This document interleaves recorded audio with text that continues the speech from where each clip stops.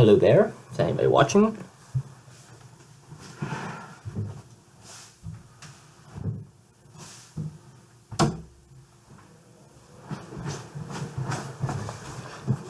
Hello and welcome to the dankest deck in Modern, Esper for any and all watching. And I get into a competitive league here. Just pull up the deck for anyone interested.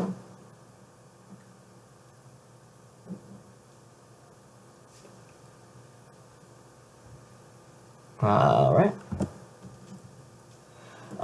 Yeah. So let's get to the middle of the camera, make sure.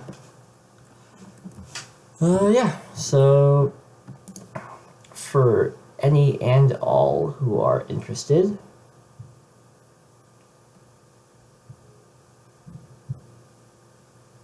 the deck, so it's Esper.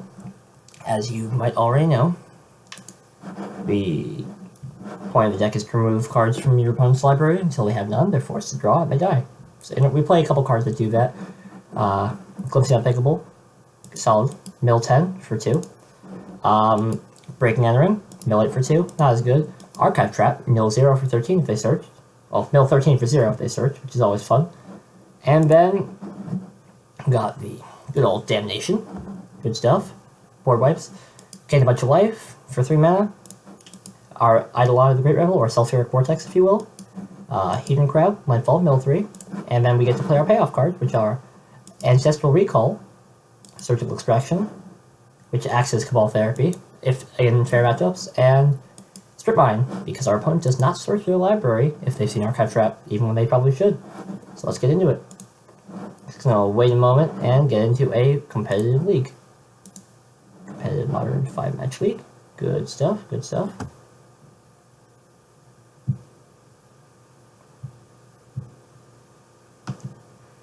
Alright.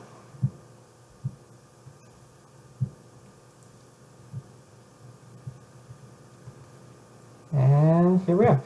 So, join league. Previously went 3-2, so let's get a fresh one started.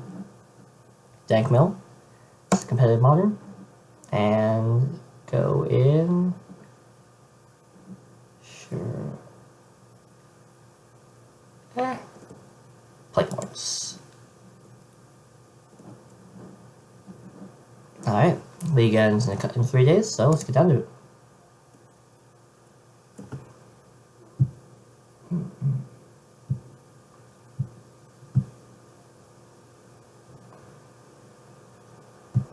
Okay, locating opponent stage 1.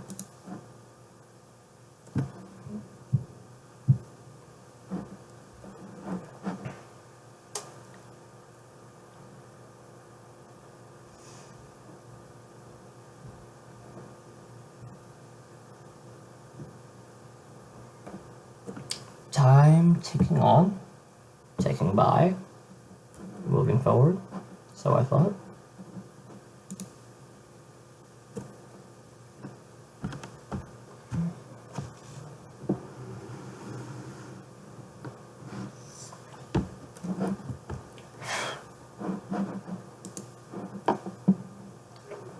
And this is taking a bit. There are 801 active players, so we should probably find someone eventually.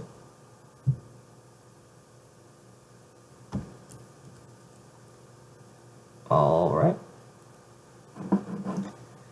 This is taking a bit, but... So, for anyone just tuning in, let's go over the deck again. We run a solid 4 Archive Traps, as usual. Most mill decks do. In case some people might not be as familiar with the mill deck, there's other things that are slightly less usual that we run. We run Removal, Path to Exile, and Fatal Push, because Death Shadow exists and we will die if we don't use it. As well as Ensnaring Bridge, good way to not die. And something people might not have heard of, something pretty spicy, Trapmaker Snare, 1 blue, 2-drop trap. Normally it finds Archive Trap, but out of the sideboard here we have everybody's favorite friends and Graveyard Hate, Ravenous Trap. I'm thinking about having Mind Break Trap in the board, but not sure if that's the best idea. Let's check back, and we found a match, so let's get into it. Right behind me is Delverino, having a grand old time. Yep. Came up from watching the Star City stream. Yep. The Death Didn't see all the Death Shadow. The Death Shadow tournament. All right. This is. So here you're slightly less likely to see Grixis Death Shadow because half of it is for sure mill. The other half, we'll see. All right. Thank you, Parker. Looking forward to the roll. We won the die roll, so we will go first. This hand is 3 orbs. This is either awful or good, but I mean we have interaction, so we'll go with it. Yeah, it looks like it. What do you mean awful or good? It's just good. So we're just starting the league off fresh. The one that we were playing on Tuesday, I decided to finish up because the way we're going right now, we start half the league and do another half, and this league currently ends in a few days. So I wanted to be able to start fresh and do an entire league today. But we ended up going 3-2. I beat Lantern and Goblins the other day. So I'll keep this hand. This is pretty solid, and lead on a polluted Delta. This is the kind of hand that can mill ourselves out if we're not careful. Yeah, but hopefully we should just be able to use this minimal amount of interaction and just win. There's a Skull Turn. Ooh, that's like good. Grixis Death Shadow. I mean, this hand can probably maybe. Be careful of the Summoning Spirit Guide Squelch. Here. Good to know. Good to know. So looks like black and then blue white Hallowed Fountain tapped. Not gonna pay the life. And then untap. Ghost Quarter's not bad here. Goes to Q. And play our Mesmeric Orb. And be ready. And trap him. And then be ready for our opponent to fetch so we can chuck an Archive Trap at their face. Oh, yeah. Every time. They're fetching the response. And let's see what's happening Okay, here. good. Stubborn Denial. Spell Pierce, maybe. Stubborn Denial. Probably, yeah. Main deck Ceremonious Rejection. Get them. Ooh, Thought Scour themselves. My. Yeah, they don't really know what we're doing yet. I think we're playing 4 Horsemen. There's one K coming out of their deck. Ooh, they're playing Battle Rage. That is not usual. Alright, well. I want my Break Trap getting me. There we go. And let's see what else is there. Alright. What do you know? Grixis Death Shadow. Ah, yeah. Something fresh. Alright, now they play 2 Delve Threats and we die. No, we got 2 Tassigers already. Right, they just played Gurmag. Win. We're probably not gonna die. Yeah. Turn clock. There's 33 cards in their deck. We can just play quarter, play another orb, hold up. You have to admit, if they have 2 Gurmag Igloos here, we're pretty much boned. We're a little bones. But only a little. The question is, if we Ghost Quarter them, would they search? Ooh. Good question. Let's find out. Serum Visions does actual nothing. It's just cantrip. Choose what you mill. Yeah. And I mean, they don't... Actually, so if you only tap the one from Serum Visions, and you put both on top, then you can control your draw. If you don't have any more removal. Yeah. But we would have another orb, so... Sure, you good standing. No, I'm good. Sounds good. Unless it's making you uncomfortable. It's not at all, I don't care. Yeah. Like, some people dislike people standing over them, but I'm used to people looking down on me at this point with this deck, so... Paying costs. Alright. Looks like a Devil Threat coming out. Yeah. Or just dismember your face. That's not how that card works. Alright. That'd be sick. Yeah, perhaps. A little bit. Give target player -5/-5. Well, I mean, I wouldn't What'd be able to hit them. 10 damage. There's the Angler, as expected. One of them. He can't play the other one right now. Just draw another trap. Every time. And I think we're set for the game. Yeah. Like... Path. Orb. We should path first so they don't know. Unless we think that they might not search because of the orbs, but it's better to just path first, not give them the information. Also, Semi-Spirit Guy, Metamorpho, Stubborn Denial. I mean, we got got by that anyway, so... Also, I want to be able to Ghost Quarter to turn other mana into path if necessary. Right. Cool. And they'll be milling 6 on untap. And I'm pretty sure whatever they do, they can't kill us in time at this point. So with all these Mesmeric Orbs, especially with the third one, unless they have a Kolaghan's Command, which I'm cool with them blowing up an orb and not a bridge. Yeah.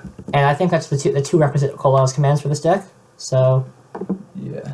Whatever they play at this point, another orb will... They have a Team or Battle Rage that's eating into some slot. I would imagine the slot it's taking up is Bolt. Inquisition. Yeah.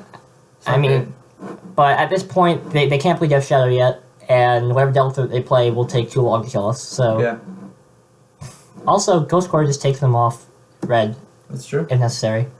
I don't think it is. We already milled over all the red spells, I think. I don't know about all. Probably snapping position. Yeah. Okay. Yeah. I am not Mill okay. themselves for 8 on untap. Oh, also Thumpsies. Yeah, I'm not okay with this. Like, we're top decking live for most things at this point. Yeah, Sheldock's live. We have Ancestral Recall up. Yep. Yeah. Many good draws. What are we on?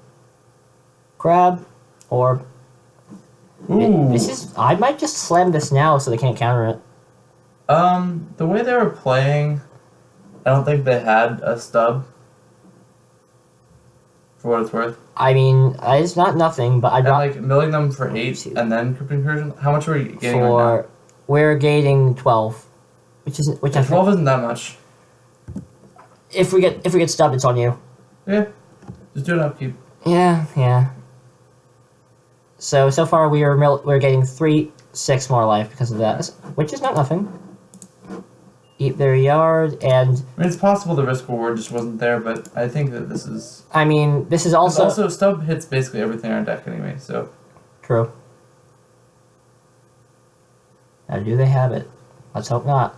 I mean, we build over one of them. I mean, if they snap stub, I'm cool with that because they're just they're That is one thing they could have.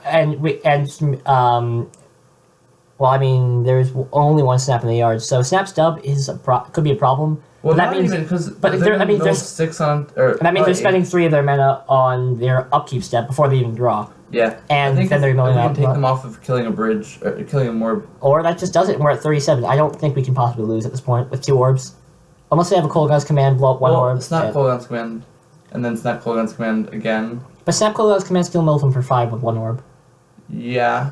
which puts them at 9 cards 9, again. and then And then we top another snap Kolaghan's command. I'm trying to construct the scenario in which we lose. I think it's very unlikely. That is true, but I'd like to not think about that scenario because Well, that's the only scenario that matters, right? I'd argue otherwise. Why? Like, you should think about how you're gonna lose. I mean, that's fair, And but actually, from that, I would say that alright, the best thing to do is play a quarter the steam vent so they don't have that option. that is true. Play a strong 1/1. Yeah, it's very strong. Absurd. My god, the value 1/1 for 1. I don't even know how we deal with this. Yeah. Fugitive Wizard. Except it's an avatar. Fugitive Shadow. How you get the flavor text in Magic Online? The shadow of the candle looms tall, even as its light grows. Oh, yeah, dim. you have to click with both mouse keys. No, the more you know. You have me for the flavor text. I did. You know what? I do. He's not even attacking with Snapcaster Mage. Yeah, that's awkward. What do we got? I think we quarter him now. I agree. Well, they're definitely not going to search. Oh, I know they're not going to They're both search, lines. but even if they do search, I'm okay. Honestly, they might be used to just clicking through it and searching anyway. Okay. Do they search? No.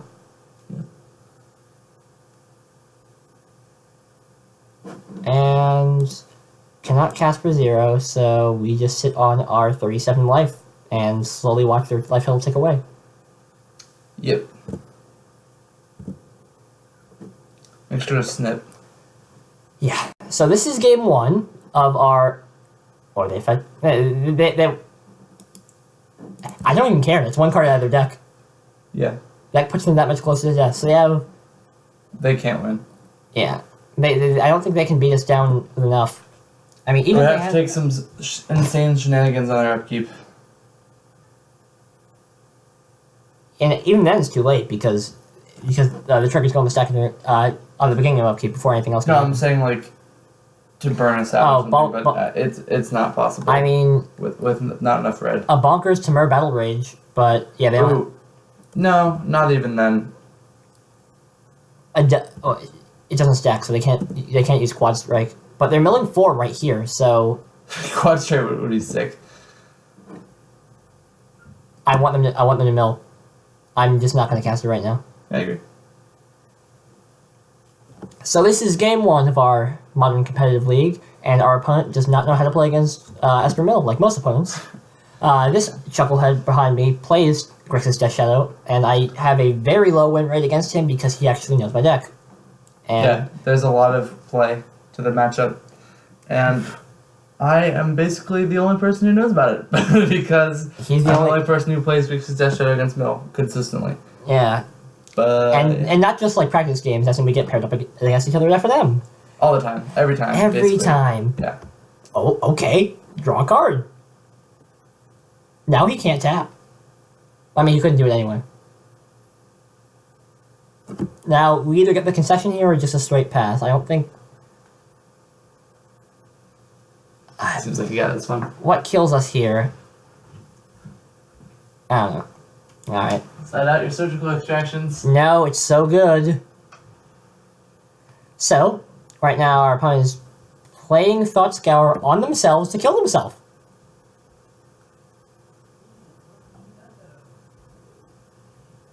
And that's the game.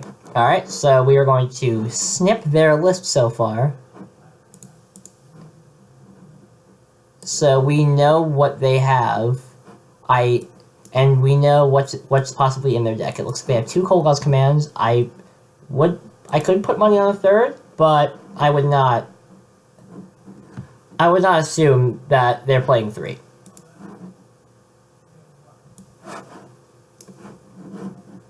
Alright, and back to the games. Begin sideboarding. So against Death Shadow, we try to get more interaction. If this would load. So we want Damnation, D-Sphere.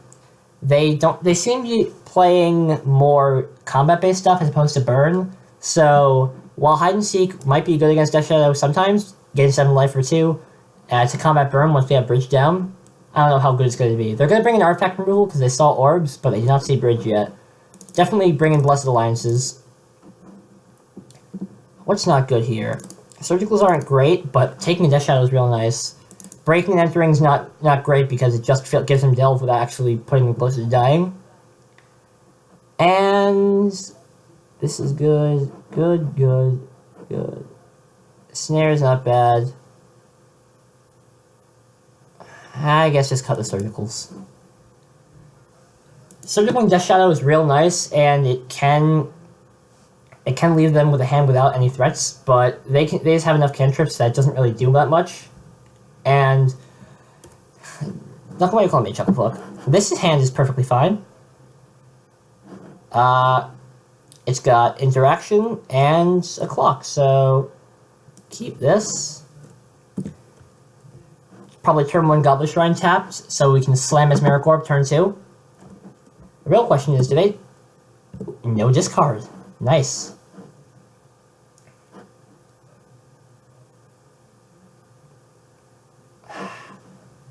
This is kind of...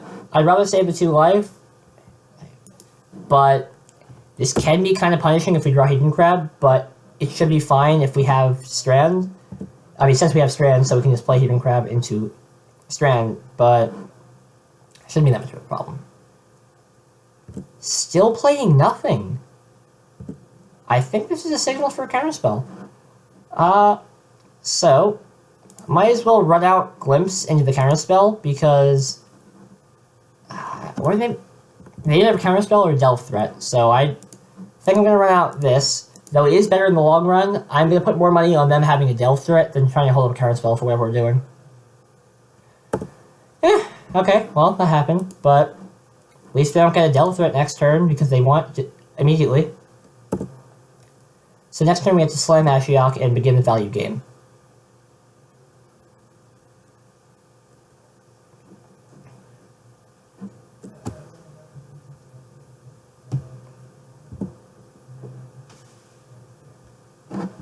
Alright, his end step, we untap.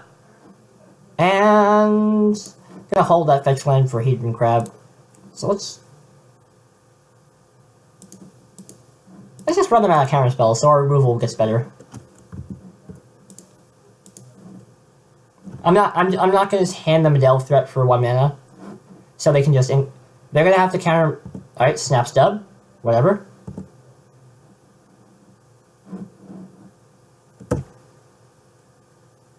Like, alright. This is why Circle is kind of nice. It's a pseudo current spell for Snapcaster stuff, but I'm not really feeling it in comparison to just more removal. And then we get attacked, and I think they're playing an adequate control game right now, but I think we just try to hit an engine here, or more, whatever that is. So I guess just play blue, black. They probably want us to mill here, so, or maybe they don't. I can't read their mind. But yep, Liliana, the last hope. It's not bad actually. And well, I mean, it does mill them, but we'll pass here, holding up several forms of removal.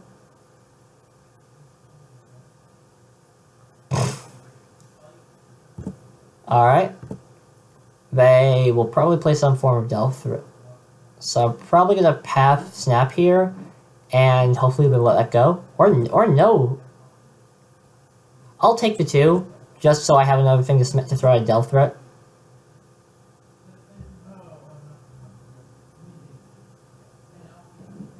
I'm probably gonna fetch up white so I can path and alliance if need be, but fetching black puts us live for damnation. But I don't know. But that's probably gonna count anyway. So.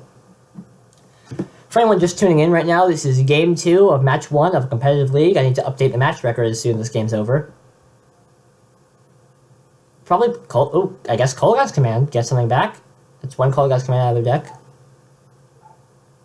Yeah, make me discard a card, get something back. Sadly I cannot Incursion right now to eat their threat, but I guess I'll discard. Yeah, they only have one card in graveyard, so I guess I'll discard Incursion.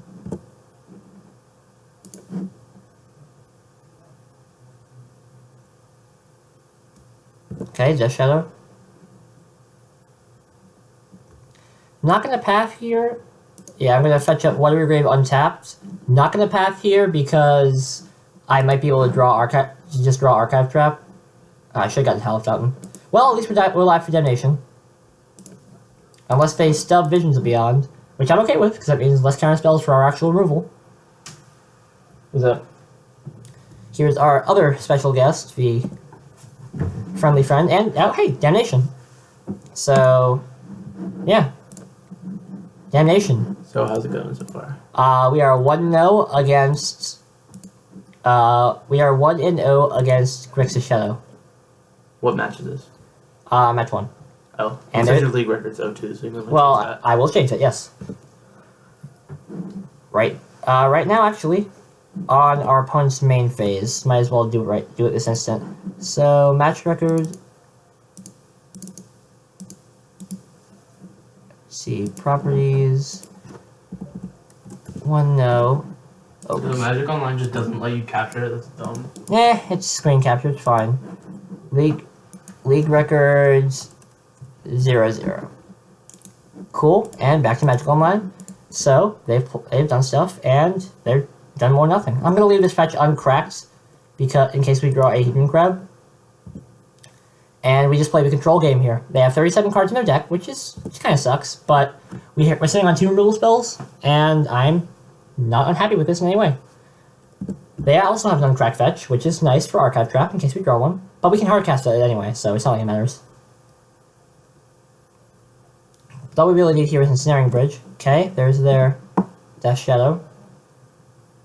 I'm gonna hold Path for Archive Trap. Oh, or multiple paths.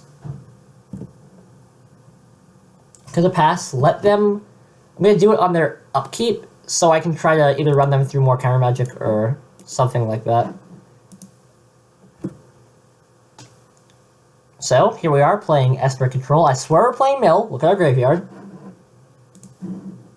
It's just... we have one of those games where we don't really draw much Mill. And they're playing something else.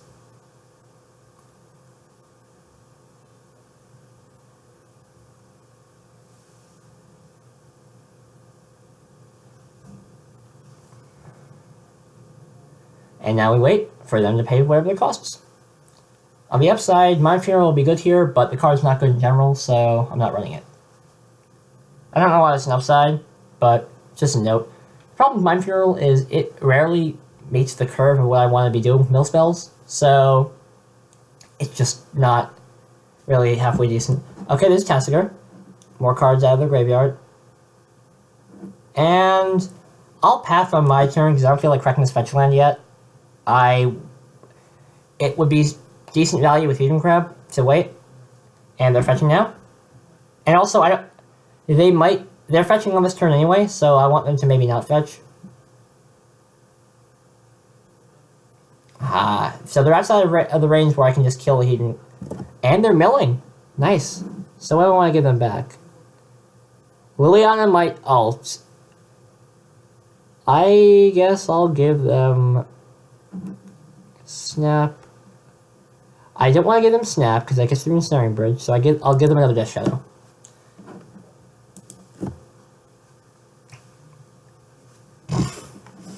And Snap Cold Gauss Command Compact Death Shadow is going to happen if that line proceeds, so.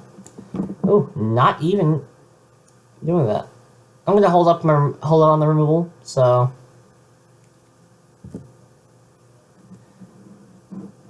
Even more. So let's see, 1, 2, 3, 4, 5, 6. So I do get to path, Blessed Alliance, and Fatal Push. All these things are happening.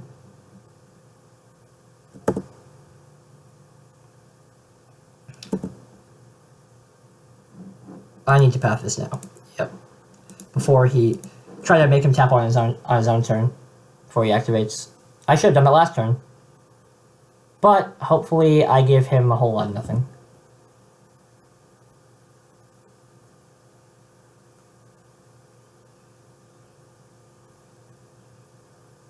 Alright. Using Tassiger. Collective Brutality. I'll give him another Death Shadow.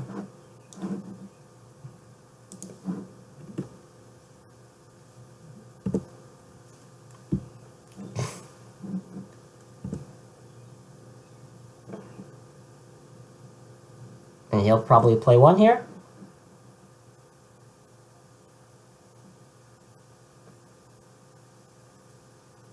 And maybe not the other. He still has 4 cards in hand. He's grinding pretty well, but just needs some mill spells. And he's tapping out for it. Alright.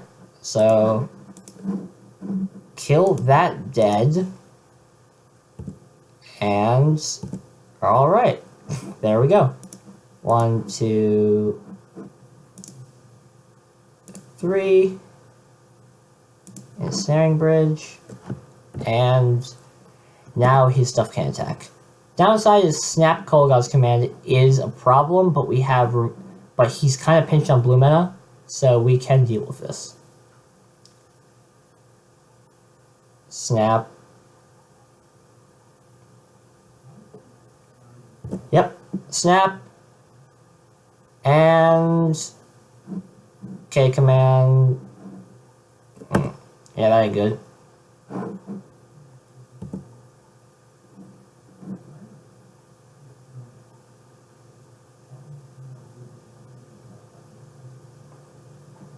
Well, I think we need another Wrath or some form of either another Wrath or what is it here?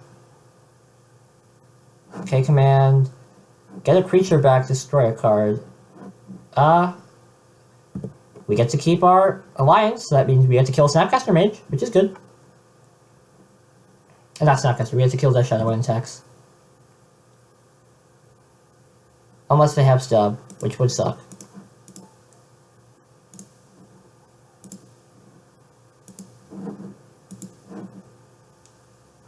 But let's hope they don't have it. And they don't! So they currently have other Death. Did I know about that? No, I didn't know. Well, there's Hadron Blocker. So alright. Do we want to take them off? No, we can fetch later. Well, I'm hellbent. So Ensnaring Bridge is a good draw here. Fatal Push. That was... we're dead to Timber Battle Rage anyway. Sure. Hallowed Fountain. Taps. As we'll get some form of value out of it. Do I want a quarter here? I have 1, 2, 3, 4, 5. Probably, I'm not taking them off any colors, so... Yes, I do want a quarter to mill them for 3 more.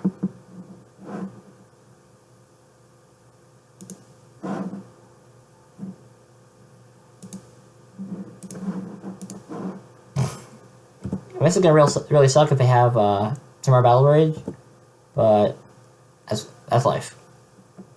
Maybe this.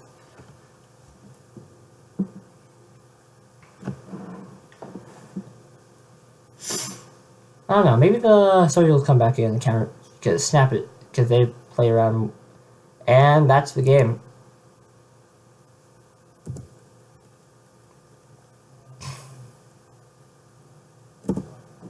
And I don't know, maybe Surgicals come back in. What's not great here? Okay.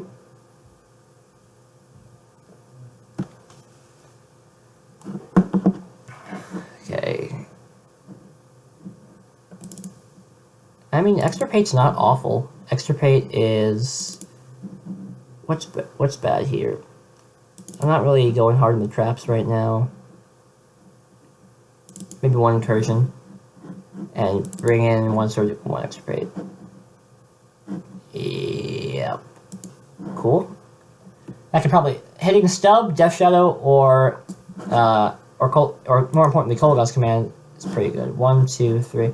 This is a good hand. I mean, we can hit by discard, that's not good, but it doesn't look like they're playing that much discard. So get blue-white, and black-white. Yeah, cool. And I will fetch into... Actually, no, if I have Archive Trap, I don't really need to draw another one. Hopefully we draw another one here, but... Hallowed Fountain. No. Our opponent is making a mistake here, letting us draw Archive Trap. Yeah. I mean, giving us another chance to draw an Archive Trap. And now we're gonna pass. There. And they still don't fetch. Okay. Not sure if our opponent realizes this, but the more chances they give us to draw Archive Traps, the more they're gonna get hit by.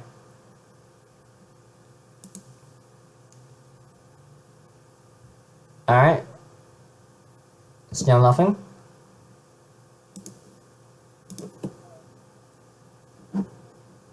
Alright, can I get a Goblet Shrine? Tapped. And we could... I want to... They either have Stub in hand, or they have Cold Gauss Command. I want them to blow it on something. It sucks if we get hit by discard, yes, but I'd rather not play Ensnaring Bridge into an obvious counterspell.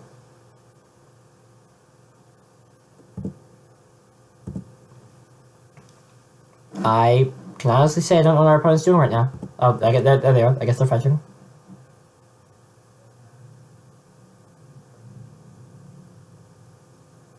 Alright, while they only have 1 mana of that kind, I will smack them with a trap.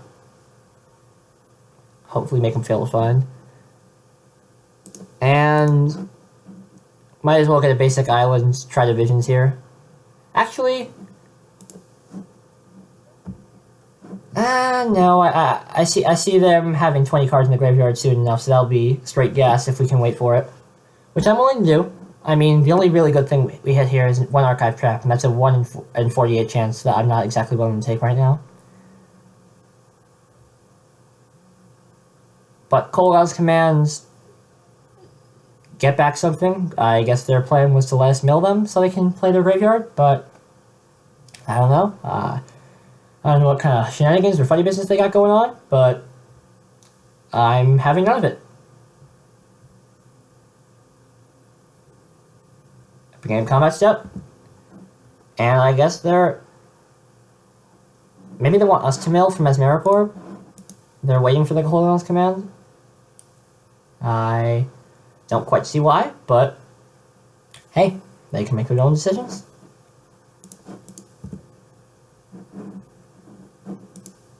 And no, we have surgicals in now, so I'm not going to yield to Orb. Draw. Hedron Crab is not bad.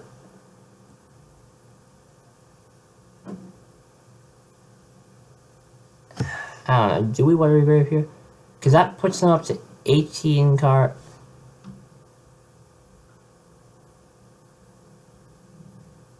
That just gives them more. So they have Stub now. So Snap Stub gets us. So I'm going to wait until next turn. Pay 2 life.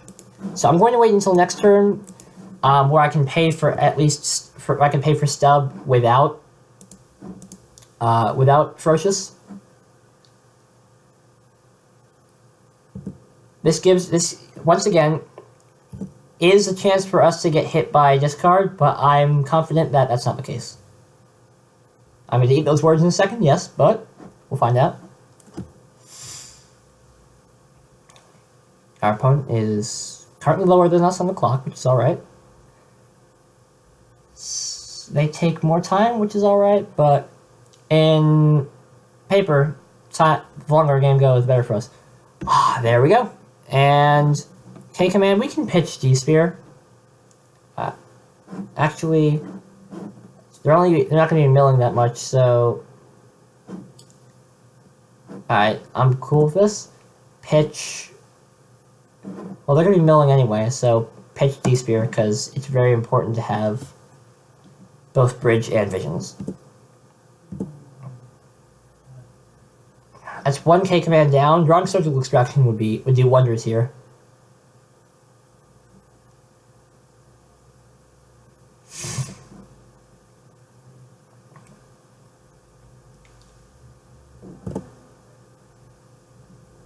That's rough, but it's entirely possible they just take Ancestral Recall here. Yeah, Recall. Their plan is probably play the long game, snap Cooldown's command of some kind, or I really hope this is not another discard spell. Fatal Push is rough, but they're not sure what they're on now, but more discard would be bad. But they do know about Ensnaring Bridge, so perhaps, yeah, this looks like Delving. Now, so we've hit 2 Stubborn Denials, now a third. Now whatever Stubborn Denial they go for will be 1 mana negate, which is not good. Surgical Extraction would be very good here, in addition to several other things. They do only have 22 cards in their graveyard, so unless they're... So Gurmag Angler is not, in fact, Death Shadow, so they cannot just make it unreasonably large and be us to death. So this is at least a 3-turn clock here. I mean, if we're ever going to go for it, it has to be now.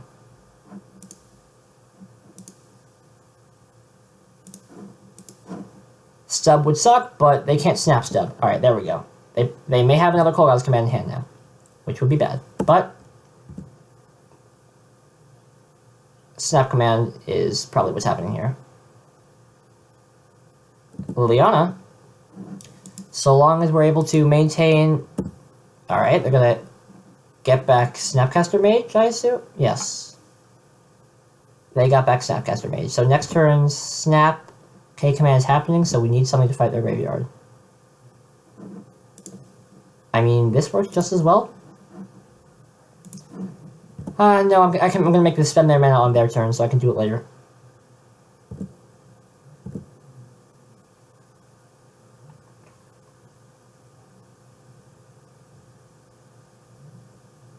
Okay.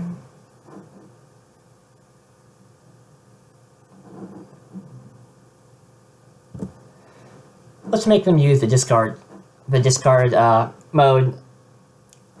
I'd rather not get shocked unnecessarily putting this to a Now, there's like a 2-turn clock no matter what if they attack with both. But...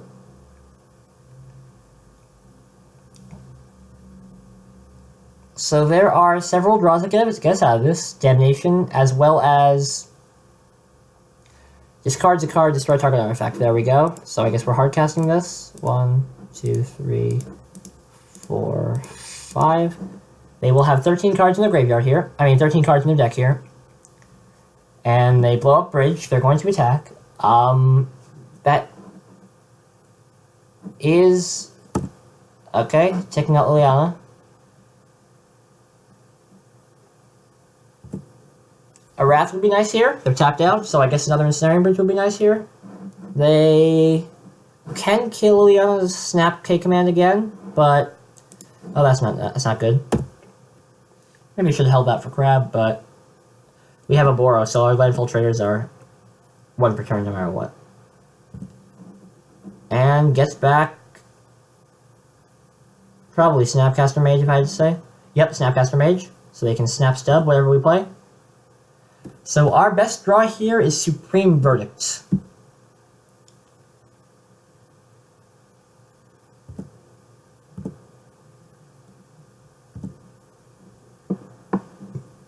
Anything else, and we're likely dead. I believe we are dead here. Upkeep. Sure. Hit the 6/6, and watch this get Snapcaster Stubborn Denialed. Well, Grixis Shadow is a rough matchup. They have Kolaghan's command and ways to snap back Kolaghan's command, so Ensnaring Bridge does not work as well again as it does against Junk Shadow. And there we are. That will be game 1, and as soon as I adjust the stuff, we can go on to game 2. Properties.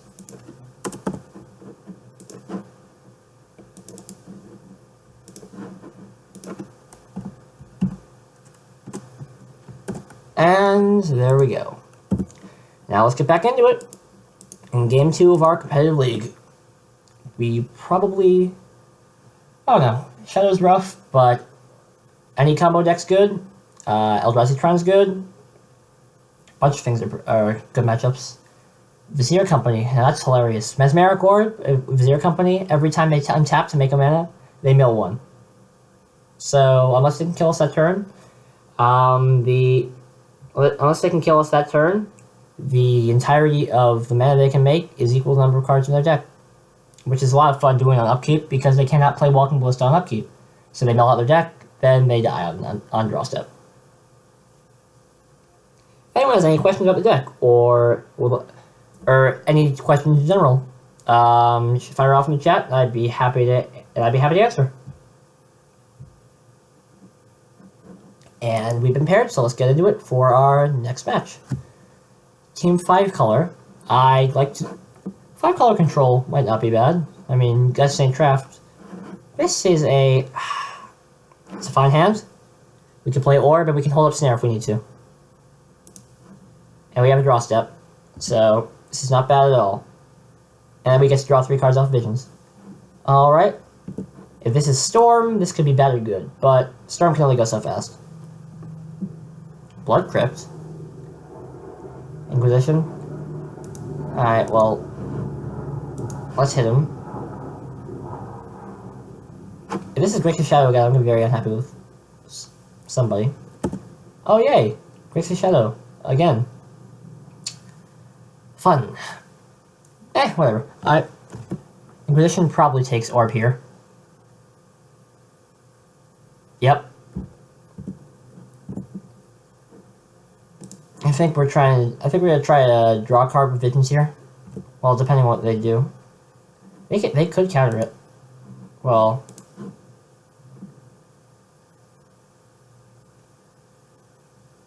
Crab's not a bad play for next turn.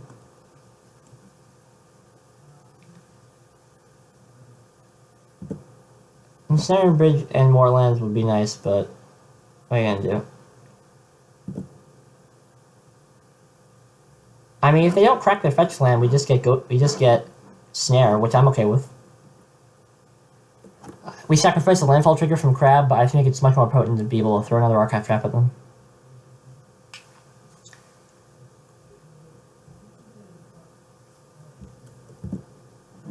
And they failed to crack their fetch lands, so we're going to now hold up Trapmaker Snare.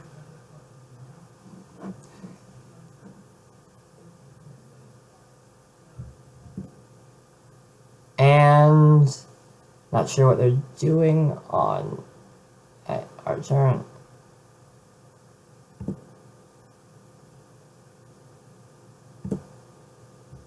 Shit. What?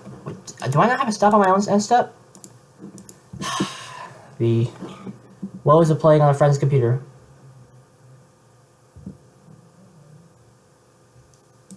Well, might as well run this into the counter spell.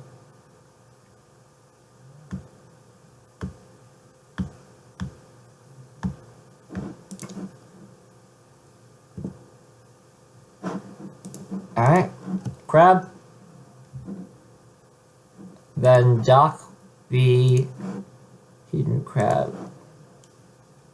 Our island might meet an untimely end to a Ghost Quarter. Oh, Fatal Push. Do I want to do this here? No, we need three mana for bridge. I was thinking about trying to quarter our island and be able to glimpse, but I think it's more important that we're able to slam and stay in bridge. Ashiok. This is not a great Sherlock Isle, but a Sherlock Isle nonetheless. Looks like we've hit 3 delve threats, I think, but nothing spectacular. We can always quarter something to get a plains if we absolutely need to path. Snapcaster Mage targeting Inquisition. Alright, they're probably going to Inquisition. Yep. Probably take either Path or Incursion here.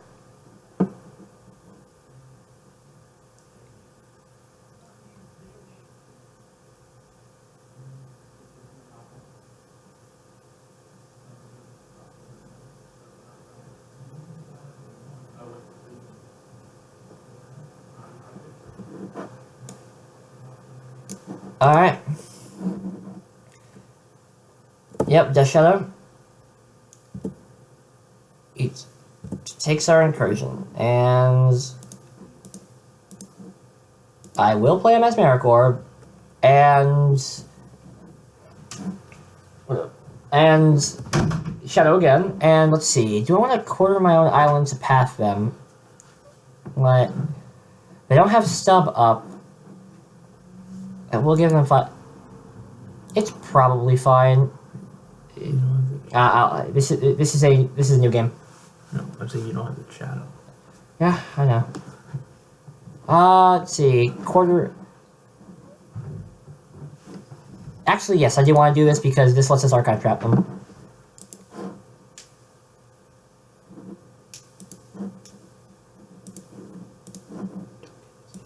Yeah, okay. Let's see, they did not search, sadly. That kind of blows that we missed that Archive Trap earlier. Thought I had a stop here. Alright, let's see. They mail a Tastiger, Blood Crypt, Blood Scour. So they're about out of delve threats here. We need black mana. And we need it now.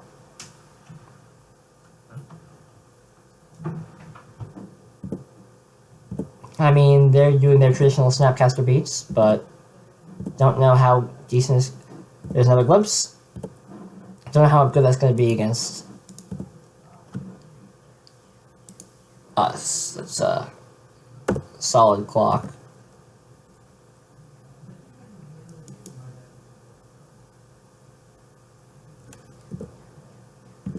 Alright, we take our 2 and hope to draw a swamp. We've hit, so we've seen 3 Snapcaster Mages, so it's unlikely we have another one in hand.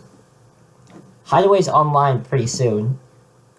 There's Extraction. Do we just hold this for Cola? Yeah, we hold on to it for the Snapcaster Mage or whatever value engine they try to play.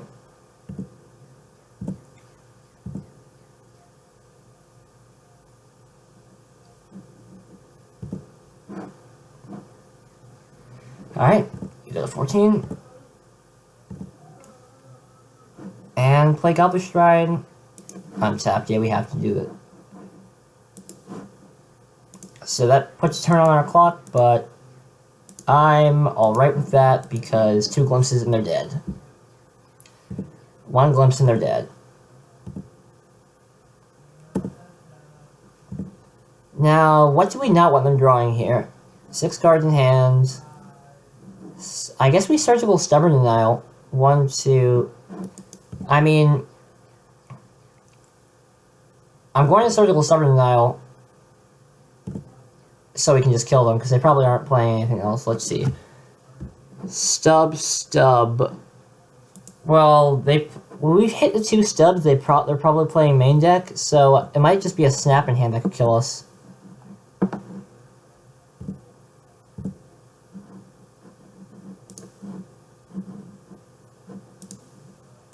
Blue, black. We can play around that stub, and our opponent has 0 cards in their library. So then they do the thing where they draw and they die. Oh, look. Where is it? Oh, they just conceded.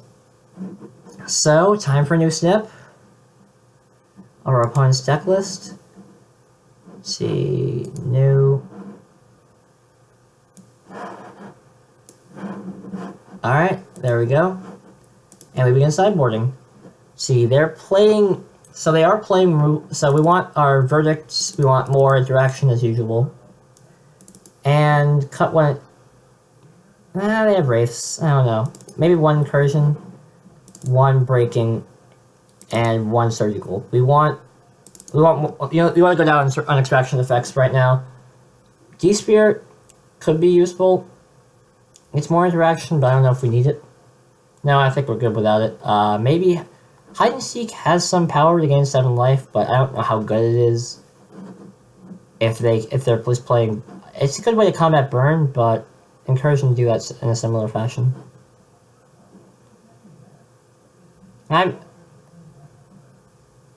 Alright, fair enough. We're up again, so we'll see how they sideboard. They have not seen Snare Bridge yet, I don't think, but they have seen Orbs, so they're probably going to keep it...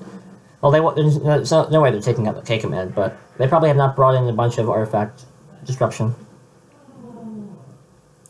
Alright, they decided to play first, and hopefully we can find the 40% or 30% that we are against Death Shadow. Well, Grixis Shadow.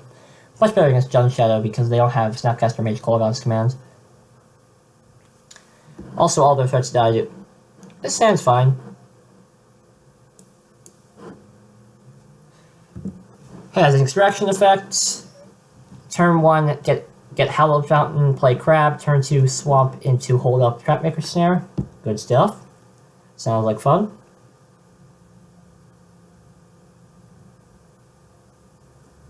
How will this play out? Let's find out. Our opponent is currently on their first main phase. Perhaps deciding, oh, blue Delta, and get got. We can't not trap here, even if they... Alright. Visions. I'm gonna let them vision so we can fuck up the scry. Pardon my language, but I do believe it is at it. In response to the cycling, so they can't just preordain. Alright, K command, Shadow. What do we not want? Well, we're gonna let them draw first. What do we not want them playing here? I guess this Stubborn Nile's bad, but we'll see. We'll play Crab first, and another. That's all 4 Street Wraiths out of their deck. I'm mad. Well, I mean, they're obviously on the Death Shadow plan here, so... I guess, yeah, get basic... We got blue-white. Yeah, blue-white seems to be the play here. Hallowed Fountain. Leave us alive for... Okay. And leave us alive to... They're on the Death Shadow plan. I don't know if they have... So we've hit stub and stub. I don't think they have more stubs. So if they do, there's 1 more in the deck, so I'm going to let them try to... I'm going to let them draw, so I can... There's a stop on... Okay. I'm going to let them draw, so I can Surgical Shadow. pay 2, get Shadow out of their yard, and hopefully out of their deck. Let's see how many they have in hand. Alright. None. Just snap, Thought Scour, I guess removal. Okay? But that's still out of their deck, so... What'd they bring in?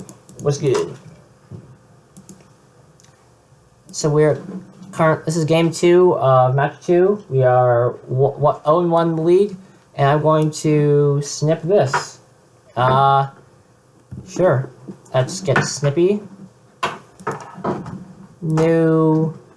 So we can see their entire deck, plus the sideboarding, and let's get back to the action. So that we got their shadows, and apparently their game plan is Snapcaster Beats, and probably Fatal Push here. Yeah, at least I'm not playing a Snap. What is good? Not much. I'll be joining you as a fellow burn player. This deck is not burn as much as you.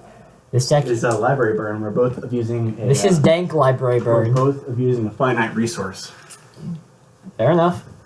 Since the dank is... You don't even play Modern. Alright, Yeah, let's see. I'm going to drop... I have it proxied. Yes, the utmost commitment. They can snap Stub here, but I'm going to do it with a fetch land on top. What's happening here? I'd like to say we got this game, but... Might not. I might try to path into Snare next turn if they try to run out something. Wait, that gives Oracle text, but what... There we go. When dragons once slept, their bones now rest. What does his Water Grave say? Add blue or black to their mana pool. There's no... The flavor. There's no yeah. text in the original Ravnica ones, only on the Game Crash ones. Yep. Which is one of the reasons I prefer, at least for the Water Grave, I prefer the Grave. You gotta have mismatched Shockland. It's the only way to do it. Hey, no, I have all Return of Ravnica Shocklands. Force me to leave. I can. Well, now, hey now. Okay, so, our opponent is currently thinking long and hard about what they're doing. That or they're Googling the Twitch stream, one of the two. And if our opponent is currently watching, I'll say hello to you and let you know that they're repositioning us. I mean, they already know what we have. They're watching the stream. So I'm gonna force them to take path here. That's Oh, actually, so what are my lines here? Blue, white. Is that correct? White. I'm gonna give them the option. I mean, I think that they would just take path anyways. But we'll make them aware of the snap. Yes, we. That's fair. But if you fire off the Trapmaker's Snare, I mean, you should do it now because you've already fetched. But I think it would be relevant to fetch, or to fetch for another black source. Yeah. Playing towards the eventual domination. Yeah. But no, I'm playing towards Supreme Verdict also because I mean, you're playing towards Supreme Verdict as well. My God, you could also get a Godless Shrine there. Thought Scouring themselves. Since you have a blue source in hand. What a ballsy play. So now we're just gonna hold up path, drop Crab, and make our way towards our inevitable Shelldock next turn, getting Ensnaring Bridge. I like Bridge here. Let's it's see. possible that Orb's correct. No, they have. And there's argument for Blessed Alliance because it has the interaction with that Shadow. They're at 7 life. Blessed Alliance isn't gonna kill that. We don't really. That's fair. Actually, I mean, but it does nerf it, and it gives us the time. But Ensnaring Bridge, I'm gonna take Alliance because they can snap Colordo's command by the time it's gonna be relevant. Yeah, that's fair. So Colgan's commands are currently in the graveyard. Let's see, we have 1, and I know they're running 2. Oh, you've surgically extracted Death Shadow? Yes, because they were making a mad dash. They cycled 3 of their Street Race, and I milled 1, so they're making a mad dash for 13 life. Okay. So I thought it was correct. They had none, but that's not nice. But okay. So they now know about Path to Exile. They're still milling themselves. My God. Some people are just committed to a game plan. Yeah, Senior Visions doesn't have quite the upside it does in most decks. Yeah, we get to really upset their plans here. I don't think they can they understand that they can target you with Thought Scour. And there's another one. Yeah. Well, I mean, maybe I should have played Shelldock. Maybe I should have tapped Shelldock there, but it does not matter. It really doesn't in this case. I mean, with the one card in hand. Exactly. You have the path mana up anyways. Yeah. So yeah, for people just for people just tuning in, this is Esper Mill in Modern. If you have any question about the deck, drop by and ask and leave something in the chat if you're interested. Okay. So he is playing Snapcaster Mage now, which means that he's killing our crab. Yeah, and Snaring Bridge is also a bit of more live draw, which is very nice. Yeah, they have. So I've milled over one snap. He has one in hand. And there's two Culligan's commands in there. Yeah, but there's only one. The other two. He has another snap in hand though. So, Snaring Bridge is for the most part a live draw, but he seems to be stuck on lands. I'm gonna hold on to this land for now, in case we get hit by a. We're not gonna get hit by a Snap Coalesce command. I'm reluctant to path the Snapcaster Mage here because I don't want to give them another land. You hear yourself in the background. What? What's happening? Sorry, we have another somewhat special individual in the room. I'm knocking it up. Inquisition. Yeah. Well, I mean, at this point, we kind of have. Done anything. At this point, we kind of have. We just have to path here. Yeah, I mean otherwise he would have a 7-turn clock, and any other threat he would turn. Like it also turns a Gurmag from a 3-turn clock into a 2-turn clock. Yeah, exactly. And so now, it's also he didn't even get a land. Oh, and also to that point, it also turns Tassiger into a 3-turn clock. Yeah, there's also the fact that he just didn't search because he thought we had Archive Trap, which is there's Tassiger, and I cannot wait to bless the lines that unfriendly friend. Oh yes, quite the friendly friend. I think there's a bridge. So bridge is going to be really good here. They have Snapcaster Mage, but I'm not. They don't have it in hand, do they? They have one snap in hand, but they're. Do we know this? Yes, we do. How do we know? When we surgical, it was double thought scour, double snap, and they only played one snap out of their hand. Okay, so we are going to see. Oh, but they're restricted on mana right now. Yes, so they can. So that's why I played it out because fair. It's more likely that they're going to be able to discard this card, in Snaring Bridge, than to be able to. So snap command. Here's a question. Sure. I'm guessing most people don't know this either, but can you escalate cards that you put? Yes, away? you can. So you can. So you have the 2 initial mana paid, and then you can pay the extra mana. It's when you and there's the win. So we are currently. Game. All right. So I'm going to look for our league 1-1. match. We are 1-1, and I'm going to reset the counter for the match record. I never changed it. So league record. We are 1-1. Properties 1-1. So we are currently 1-1, not only in the league but against Rick's Death Shadow tonight. And in that, Look, we got a 50% win rate. something like that. And Our 2 sample size. yeah, my God, not even statistically significant yet. But for anyone just tuning in, if you'd like to drop a message in the chat, I'd be more than happy to tell you about the list. In case people are shy, I'm gonna pull it up anyway. So this is our wonderful deck list we're running here. Now, yeah. How long have you been tuning, Mill? How long have you been playing? I've been playing Esper Mill since about June of last year. So I've been playing it for about a year now. I was in the format when Infect was big. Infect was a rough matchup. I basically started around the Rise of Dredge, and we got a match. I, however, was not in the format while Twin was a thing. Oh, wrong window. So that would have been a good matchup for you, I think. Yes. Their Snapcaster Beats are nothing compared to the power of Archive Traps. I mean, they do have Remand, but Remand's not the best card you want to be casting against Archive Trap. This is a artificial 0-land hand, so we're going to aggressively mulligan. Game Camp TCG. Alright, I have no idea who that is, but I don't know who most of our opponents are. So we'll be aggressively mulliganing this 0-land hand. I really should be looking. Here we go. We have our 4 lands, Archive Trap. This is okay though because of this is a beyond. This is capable. Ghost Quarter is just good against almost any opponent. I mean, the ability, especially when you have a fairly land-heavy hand. Once they see Archive Trap, this is either going to turn on Archive Ink Moth. So I believe this is Affinity. Yeah. Yeah, that's rough. But I mean, this is a way to combat Ink Moth when they're about to kill us with Cranial Plating. So this is a relatively timid start for Affinity. It also means they're probably not going to fire it up, which means it's going to be almost virtual removal. Springleaf Drum. All right. If we manage to draw a removal spell, that's not good. But Killing Signal Pest will make a decent number of live draws. This is not the best opener from them because they only have 1 card in hand. So I mean, unless that's one of their payoff cards, one of their big payoff cards, the double Springleaf start is not that great.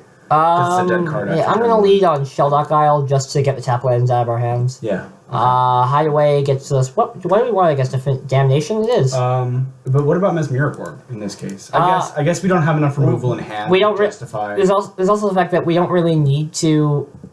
We don't really need to quickly mill them out. Mesmeric Orb is a great card in this matchup. Okay. But what our main plan here is to make their entire board explode. All right. So if we see a cranial plating out of them, I think we need to blow up the Inkmoth next. Oh, 100%. So I think Ghost Quarter is the play for next turn. I also think we are going to Visions.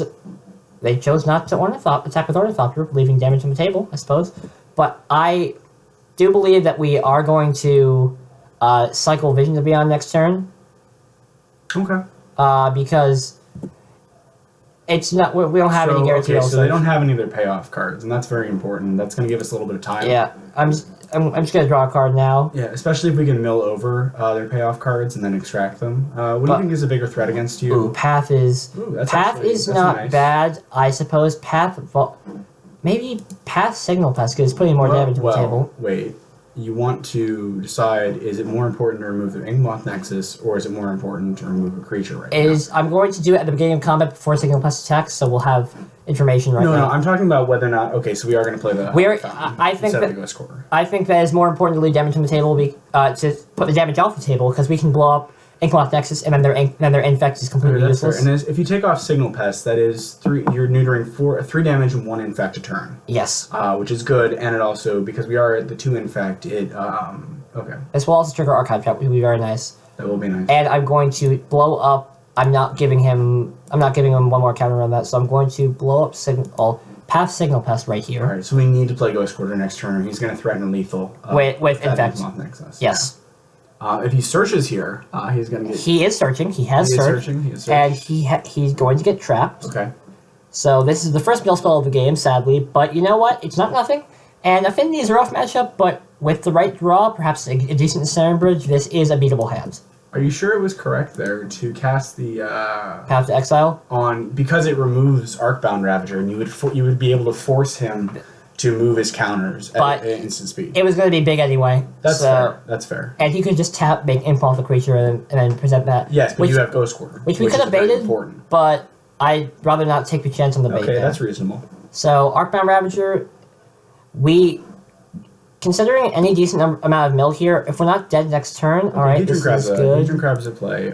So we're thinking we're going to play the Ghost Quarter now to make sure he doesn't threaten lethal next turn? Yeah, just... okay, and that also... this also mills him for a little bit.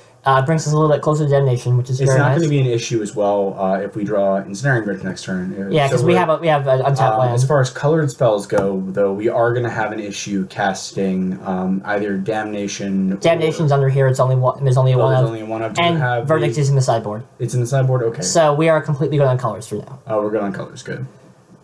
And it's also of note that Ghost Quarter can blow up your own lands and search out the correct color. So I'm going to try to So I'm not going to quarter here. So he's Hellbent for leather. See, so it's 1, 2, 3, 4, 5, 6, 7, 8, 9. So I'm going... I don't know. Maybe... Is he just attacking with it? Okay. So he's going wide. I don't think I'm going to block the Memnite here because it will just die to... Maybe it forces him to put the counter on... I will block the Memnite and try to force trade. I don't know about that. We're taking the damage here? 3. We're taking 3, 4, 5, 6. We're taking 7. Why are you taking 7 damage? This is the most that he can possibly do. He's not necessarily going to sack because I'm just counting as if we're gonna die here. So I'm going to let the infect happen right now and try to see if he goes for it. We can hope our opponent's stupid. That's always a good out on Magic the Gathering online. But and regular Magic the Gathering. I mean, if he goes for it.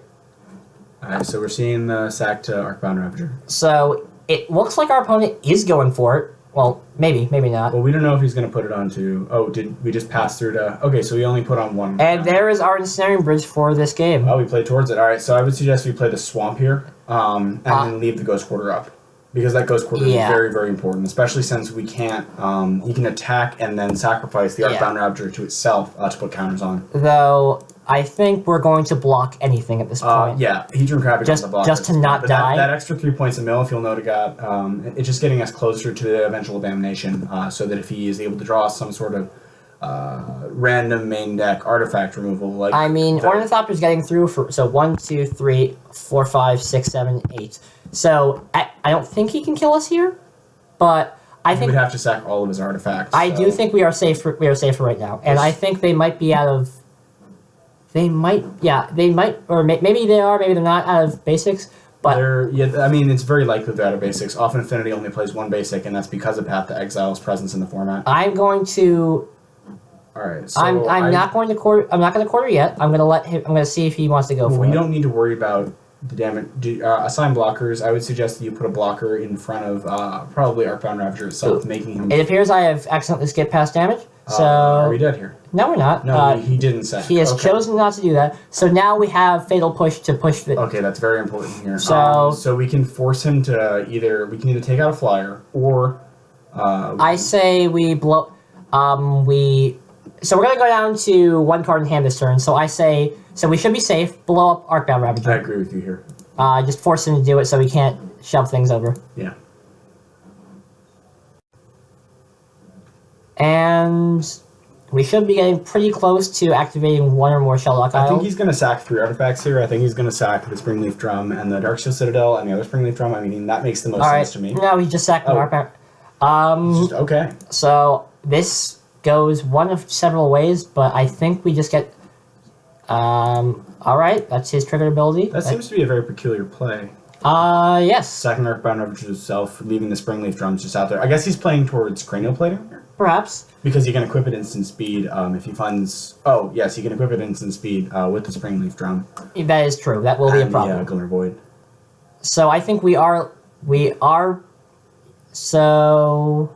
That is not... It's not going to be able to do it because we are going to play... Turn, to give so us we're going to get the tap lands out of our hand and Hideaway. So I guess Glimpse the Unthinkable is probably just puts us closer to killing them. I guess it is technically card advantage. No, it enters tap to basically draw a card. Yeah, it's like. Do you think that it was possible that we could have taken Trapmaker's Snare there and just hard cast Archive Trap instead, getting us closer? I do not because it still pays 2 and we pay 5. So it would have been a 7-mana Archive Trap. Yeah. So that would have been far above what we want to be on curve. Yeah, I mean, sometimes the 7-mana Archive Trap's correct, but I mean, this is definitely... We're sending towards a more control-based game, especially in this matchup here. Yeah, so yeah, mill deck for Dizdo. This is a mill deck. This deck's a lot of fun. If you have any questions about the deck list, yeah, I think I'm just going to straight blow up Inkmoth Nexus here. I don't know what shenanigans are happening, because we have the lands we need, so... No. Actually, no, we'll let it go for one more if we need to. So, block the Memnite here. That seems correct. Okay. Take the damage. Alright. Alright. So, yeah, the lack of the Arcbound Ravager play there, I think it was very silly of him. Overseer? Could Overseer's be lethal bad. next turn is the issue here. Well, how close are we to activating Shelldock? We have Damnation.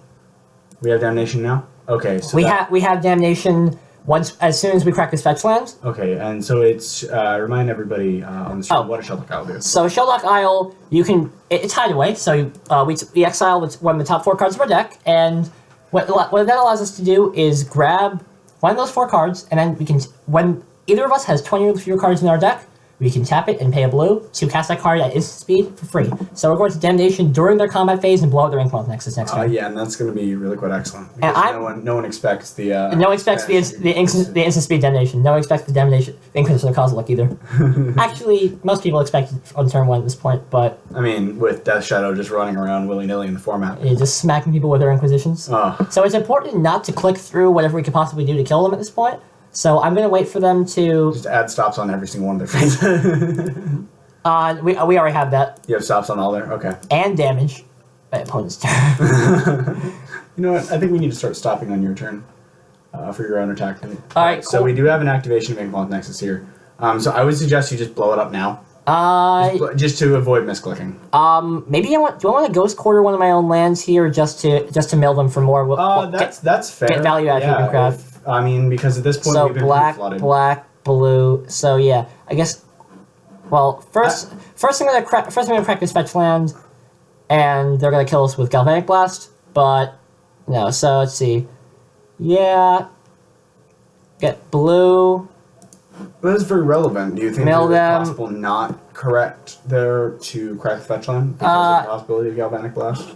That was probably honestly correct. Okay. I mean to not do that, but you know what? I didn't even see the line with Ghost Quarter. I was thinking, but I guess that's happening. So if we wrath them here, they still have Metalcraft because we can't destroy their. If we wrath them here, we still have Ensnaring Bridge though. Oh, that's fair. That's fair. So, yeah. But I'm saying for the Metalcraft that would. So I'm going to then glimpse them and see if they run out of counter spell with that. I don't believe most of any lists these days play counterspell anymore. Yeah, nope, they do not. And then I'm going to, with that on the stack, Damnation. Damnation, hold priority, it's control, yes? Yes. I believe so. And then Ghost Quarter our own islands to get a basic island. Alright, let's see, okay. Get a basic island, yes, use the ability, and that should put them down to 5 cards in library. Oh, well, that's any mill spell. Well, I mean, we've already hit 3 Galvanic Blasts, so either they have 1 card in hand, either they have it or they don't. So we have not hit the last. So they're the Damnation, wiping away the board. Ooh, that feels good. And there we're milling them for a little more, and there's the 4th Galvanic Blast. I do believe we have this game unlocked. We have this game unlocked. All right, very good. Unless we somehow, and there is the Hedron Grab. And there's the Hedron Crab into... Water Grave tapped. Yes. Just in case they're playing Shock. You know what? I wouldn't put it past some Affinity lists. I've seen some weird stuff. Like it's Affinity. The deck is so powerful that you can splash just about any random card and have some degree of success.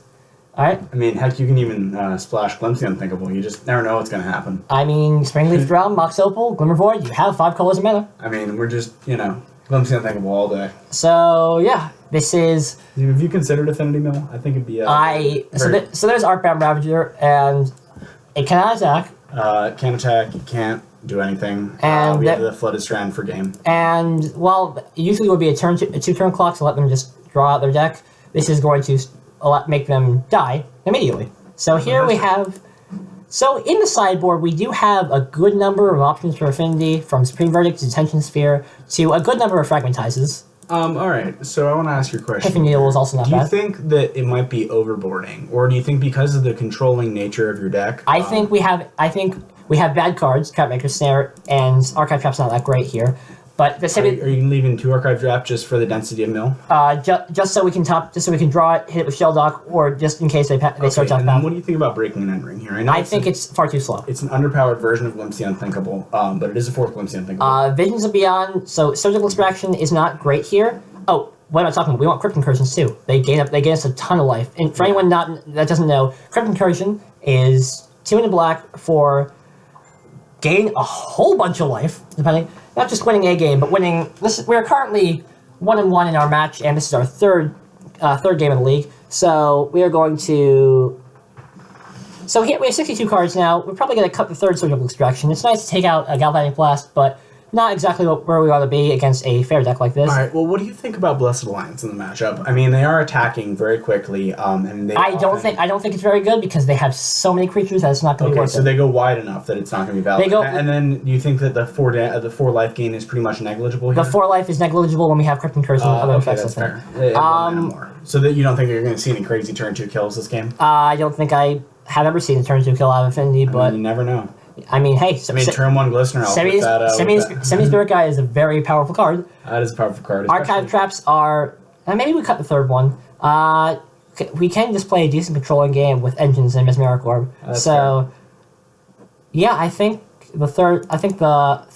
Actually, no, Visions of Beyond, because we're not Archive Trapping them enough. So Visions of Beyond is not always Ancestral Recall. So whenever I cut the 2 traps, 2 snares, I find it decent to cut 1 Visions of Beyond because it's just a cantrip here. Addressing the chat, this wins a lot of games. We've gone 4-1 a lot. We haven't gone the 5-0 quite yet, but once we do, Seth, probably better known as Saffronal, will physically fillet himself with a Glimpse the Unthinkable. I'm not quite sure how that works. I guess the Screaming Guy. I don't know. So I think we're gonna mulligan here because one land is not just well, not enough. You do have the Fragmentize and the Cantrip and Visions of Beyond. So is it worth it because you have the sideboard? We have 2 draw steps, so I think. All right. I'm gonna hold on to it because we have our first draw step, and then we also have the Visions if we need to. I think that especially because you can instant speed Visions at end of turn if they don't like play something stupid like a turn 1 payoff card. Yeah, I mean, or I guess turn they 2, have turn mulligan 2 to card. 4 or 5. Oh, going to 5. So this is actually a really good plan against mill. Is you put cards from your hand back into your library by mulliganing, and then we have to mill more. When you mull to 0, you really just get a really good good start. Hopefully they don't have. Oh, they have drums. So. All right, so we're probably going to see like a Vault Scourge or a Signal Pest here, is my guess. And I'm okay with just turn 1 killing Vault Scourge. I'd suggest that you. Because no, you want to hold Fragmentize, for later in the game. Sorry, you want to hold Fragmentize for one of their payoff cards because Vault Scourge is not going to do that much as a 1-mana 1/1.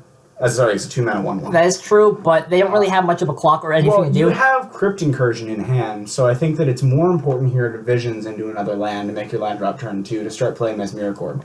Now, if you see something like a Cranial Plating next turn, I would highly suggest that you blow it up. Yeah, fair enough. I'm just thinking they have 1 card in hand. They're choked on resources, so Vault Scourge is probably the only thing they have going here. That's fair, but it is if you think about it right now, it's an 18 turn clock, which is not too threatening. That's true. But see, I'm killing that shit is just kill the Arcbound Ravager. I've had enough of these shenanigans. You played you tapped it for the wrong color, man. No, blue Visions. Visions? Fragmentize is a sorcery. Oh, it's a sorcery. Okay, my apologies. I thought it was an instant. No, that'd be way much. That'd be far too strong. D-Sphere is not bad here. The problem is we need lands to make it work. I mean, I'm just going to blow up Arcbound Ravager so that doesn't get even more out of control. I mean, he's going to probably end up sacking his artifacts to it, but then the issue there is he puts himself vulnerable to any one of our removal spells. Yeah, D-Sphere is just fine.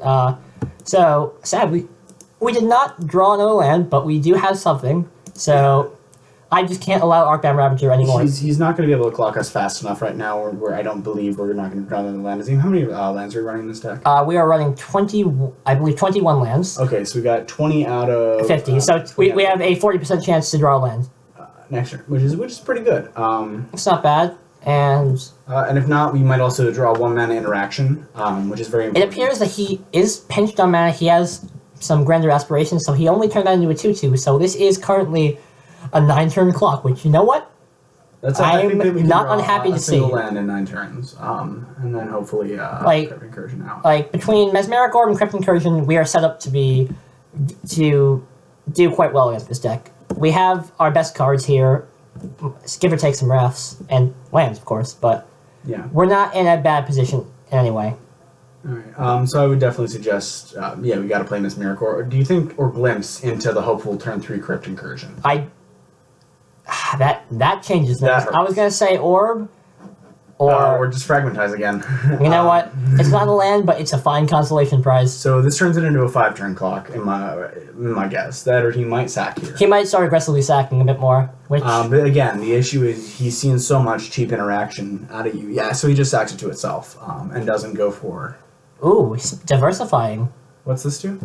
He's spreading it around as opposed to putting it on Vault Scourge, which is a good idea because I mean, again, he's seen so much he's seen half the exile out of me at the very least. He's also seen Damnation, so it's. I mean, they're all going to get hosed by Damnation anyway, so when that's spreading. But Damnation requires 4 lands and getting much further into his deck than we are. Yeah, I mean, so I think that 1-mana interaction is very good here. Path's fine. Visions is adequate. I mean, we're still digging for that land. Now we have slightly above 2/5 of a chance to draw a land, and it appears he is doing. We got there. All right, so get a. It's going to hurt a bit to get our Leathery Grave down, but the glimpse into the hopeful either turn 3 Crypt Incursion or Ensnaring Bridge is going to be very important. I think that it's probably going to end up being. I think it's fine to just drop an orb here because I think we have time. Like, it's a 3-turn clock right now, and there's, barring a 3rd Arcbound Ravager, which is a 1 out of 52 chance, well, 2 out of 52 chance. So, yeah, 1 So, 1 in 26. Yeah. I'm willing to take that chance, because I don't think a 3rd Ravager is really something that's going to be coming our way. Okay. And Incursion does just fine. So this hand would have been very bad against a non-Mold 5. Yeah. But with the Mold 5, this was very good. Within Multiply, that'll probably give us enough time to get our decent cards while they're stumbling. So, next turn, I'm going to probably play a Glimpse the Unthinkable to not die. While another orb would be nice, I want to be able to defend. If we hit a land next turn, is it correct to Crypt Incursion or Ensnaring Bridge? Well, I mean, if it's a pain land, I think there's no way we play Ensnaring Bridge next turn because we could gain 9 life very quickly. For Crypt Incursion, and then they could mill more, which would be very important. So we might just D-Sphere on Vault Scourge here. Okay, There's so damnation. So that's not helping any. So 1, 2, 3, 4. So I think we have to. We can make the mill 6 here, or we can make the mill 10. 12 with 13 with the Mesmeric already on the battlefield. But I think it's correct to just play Mesmeric Orb and try to play War Outs. But are we? So we are playing. We're playing for the. So We're how playing much for the damage are we long taking next turn? We're taking without 4. a payoff card. We're taking 4 cards. 4, so that puts us to 2. So I think that we really do need to play towards Crypt Incursion next turn. Yes. So I think Glimpse the Unthinkable is correct here. I would like to try and go. I understand it's an engine, but we have more than one incursion, so it's fine. We lose next turn. If, No, we lose in 2 turns. Yeah, so we need to hit a land. We have 2 turns to draw a land. We need to hit a. If they don't have Galvanic Blast, which is always a We possibility. need to hit a non-shock land. Yeah. So, luckily, I have 2 of the 3 shock lands we are playing, and Ancient Grudge is. Okay, so Ancient Grudge is coming out. So there's. They could Ancient Grudge our Orb, but it appears that they are Hellbent right now, and they have not found a payoff. Hellbent. They are Hellbent for leather. So, if we can incursion with enough haste, then we will do just fine to... Alright, let's draw lands. Alright, what's passing us by? Pass by Visions. Alright, come on. Delta. Path to Exile is not what we're looking for. Alright. So I suggest, at this point, just play another orb and try to see as much of their sideboard deck as we can. Yeah, that looks correct. And so they still haven't seen the Ensnaring Bridge out of us? No, they saw it last game. That's why Ancient Grudge is there. So maybe one Extirpate comes back in for it to hit Ancient Grudges. So what do you think? With the only 21 lands in your deck, was it not correct to keep the one-lander? I think the one-lander was fine because we logically should have drawn more lands by now.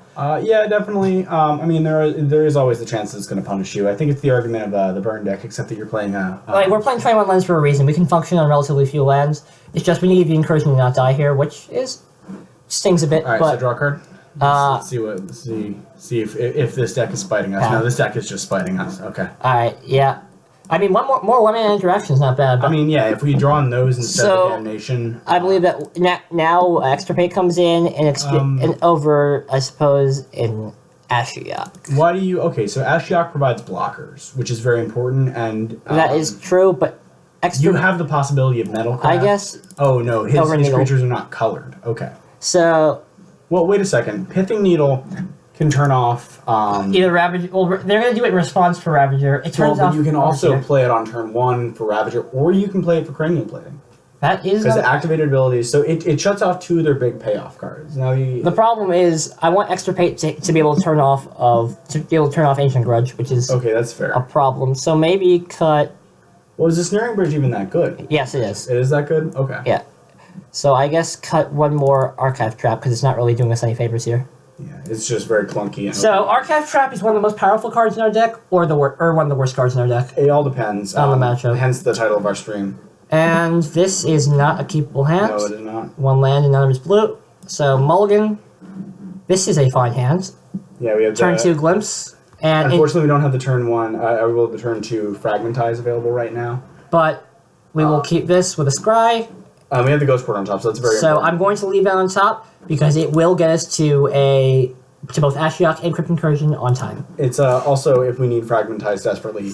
We can just corner an island. Yeah, we can corner an island, which is very relevant. And sadly they did keep 7 cards, so we don't get the easy mode of them just mulliganing to oblivion. Knight, all right. All right. So the hope again here is that we don't see a payoff card, since we're very weak to payoff cards right now. Yeah. With our lack of fragment. Oh no! So we see a Cranial Plating on turn 1. So. However, they probably can't kill us soon, and they can't kill us next turn. So we have. Crypt Incursion is a good way to combat Cranial Plating, as is Ensnaring Bridge, which we are alive to draw both of those. Well, okay, with Crypt Incursion though, because it's a finite number of a finite amount of life. It will be gaining us 1, 2, 3. It'll be gaining us 12 life so far. So that's not bad. Okay, but I also want to add that it's not your ensnaring bridge is not very good against cranial plating because they currently have 3 different colored sources of any color, so they can instant speed equip to either one of their very small creatures. That is true, but So I think that there's a high argument next turn if we do draw a 1 mana white producing land to fragmentize. Oh, I agree. So with Master of Ethereum as well. Well, they did not equip cranial plating, so that's very important. I think that was actually a misplay. I think that was a misplay on their part. I mean, they're the affinity player. I'm not, of course. But it seems like getting that equipped before. Alright, so here we go. I would still suggest that we take out cranial plating here. And, so they're hitting us for 5, 10, 11, 12, 13. Wait, they're hitting us for 13 next turn if we can't somehow deal with either plating or Ethereum. Well, we can take care of plating though, and I think plating is more important than Ethereum here because we can destroy Master of Ethereum with either a revolted Fatal Push or a Path to Exile. Versus we cannot deal with cranial plating. The problem is this adds 7 power to the board, whereas plating only adds 5. That is fair, but you also play my apologies. You also play Ensnaring Bridge, which is very good against Master of Ethereum. Fair enough. Well, I'm just gonna go into it, Strand, and let's see. I kind of want to play Ashiok at ASAP, but the problem. Ashiok dies next turn. That is true, but Ashiok does mill 3. So the other option here is to play Flood Strand, fetch out an island, Ashiok. Then next turn, both Fragmentize and Incursion to gain a bunch of life. That seems to be a very poor choice in my opinion. I think that we just die next turn because they have for 5. They have 2 cards in hand, so that means that they can possibly add 4 power to the board plus whatever they have. That is true. I wasn't thinking about because that. It adds counters to. I mean, it adds 2 to cranial plating and 2 to Master of Ethereum every time. Yep. So I'm just blow up that plating here. The problem with plating and Master of Ethereum is that things in their hand are very dangerous. Yes. And Ensnaring Bridge is a live draw next turn, which would be very nice. So we're not utilizing our mana correctly. Well, it's not about being correct. It's about using it most efficiently. Which we are taking a turn off to fragmentize this, but this leaves. But I think that gives us extra turns. This also leaves us with Ensnaring Bridge as a live draw to not die immediately. I mean, you essentially just half their combat damage. I mean, granted, Master of Ethereum does give more, but yeah, if we draw Thoughtseize is not good. Well, Thoughtseize is very bad for us. Probably take Crypt Incursion. Oh, I wouldn't imagine them doing anything else. So this is going to put us soft to.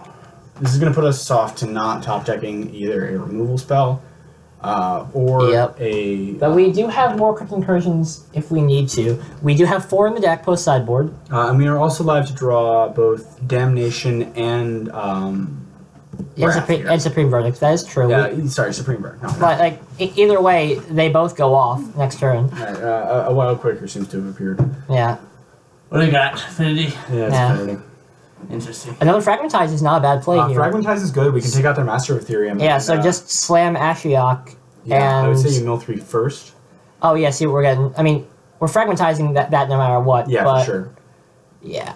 It might be correct here. They should have Spell Pierce. Can we see the text on both on Master of Ethereum real quick? Is it equal to the number of artifacts you control or the number of artifacts on the battlefield? This is the artifacts you control, so it's not necessarily as good as it was. That is true. They could have had Spell Pierce. We probably should have played around that. But well, I mean, you just have to which one would you rather resolve, right? Obviously Fragmentize, but regardless. So we do get a Vault Scourge, which is a very good blocker. It is a good blocker. It gains us to life and takes out. And now Ensnaring Bridge is possibly the best draw in our deck because that leaves us with a Bridge Lock board and Ashiok. I think we need more light in here.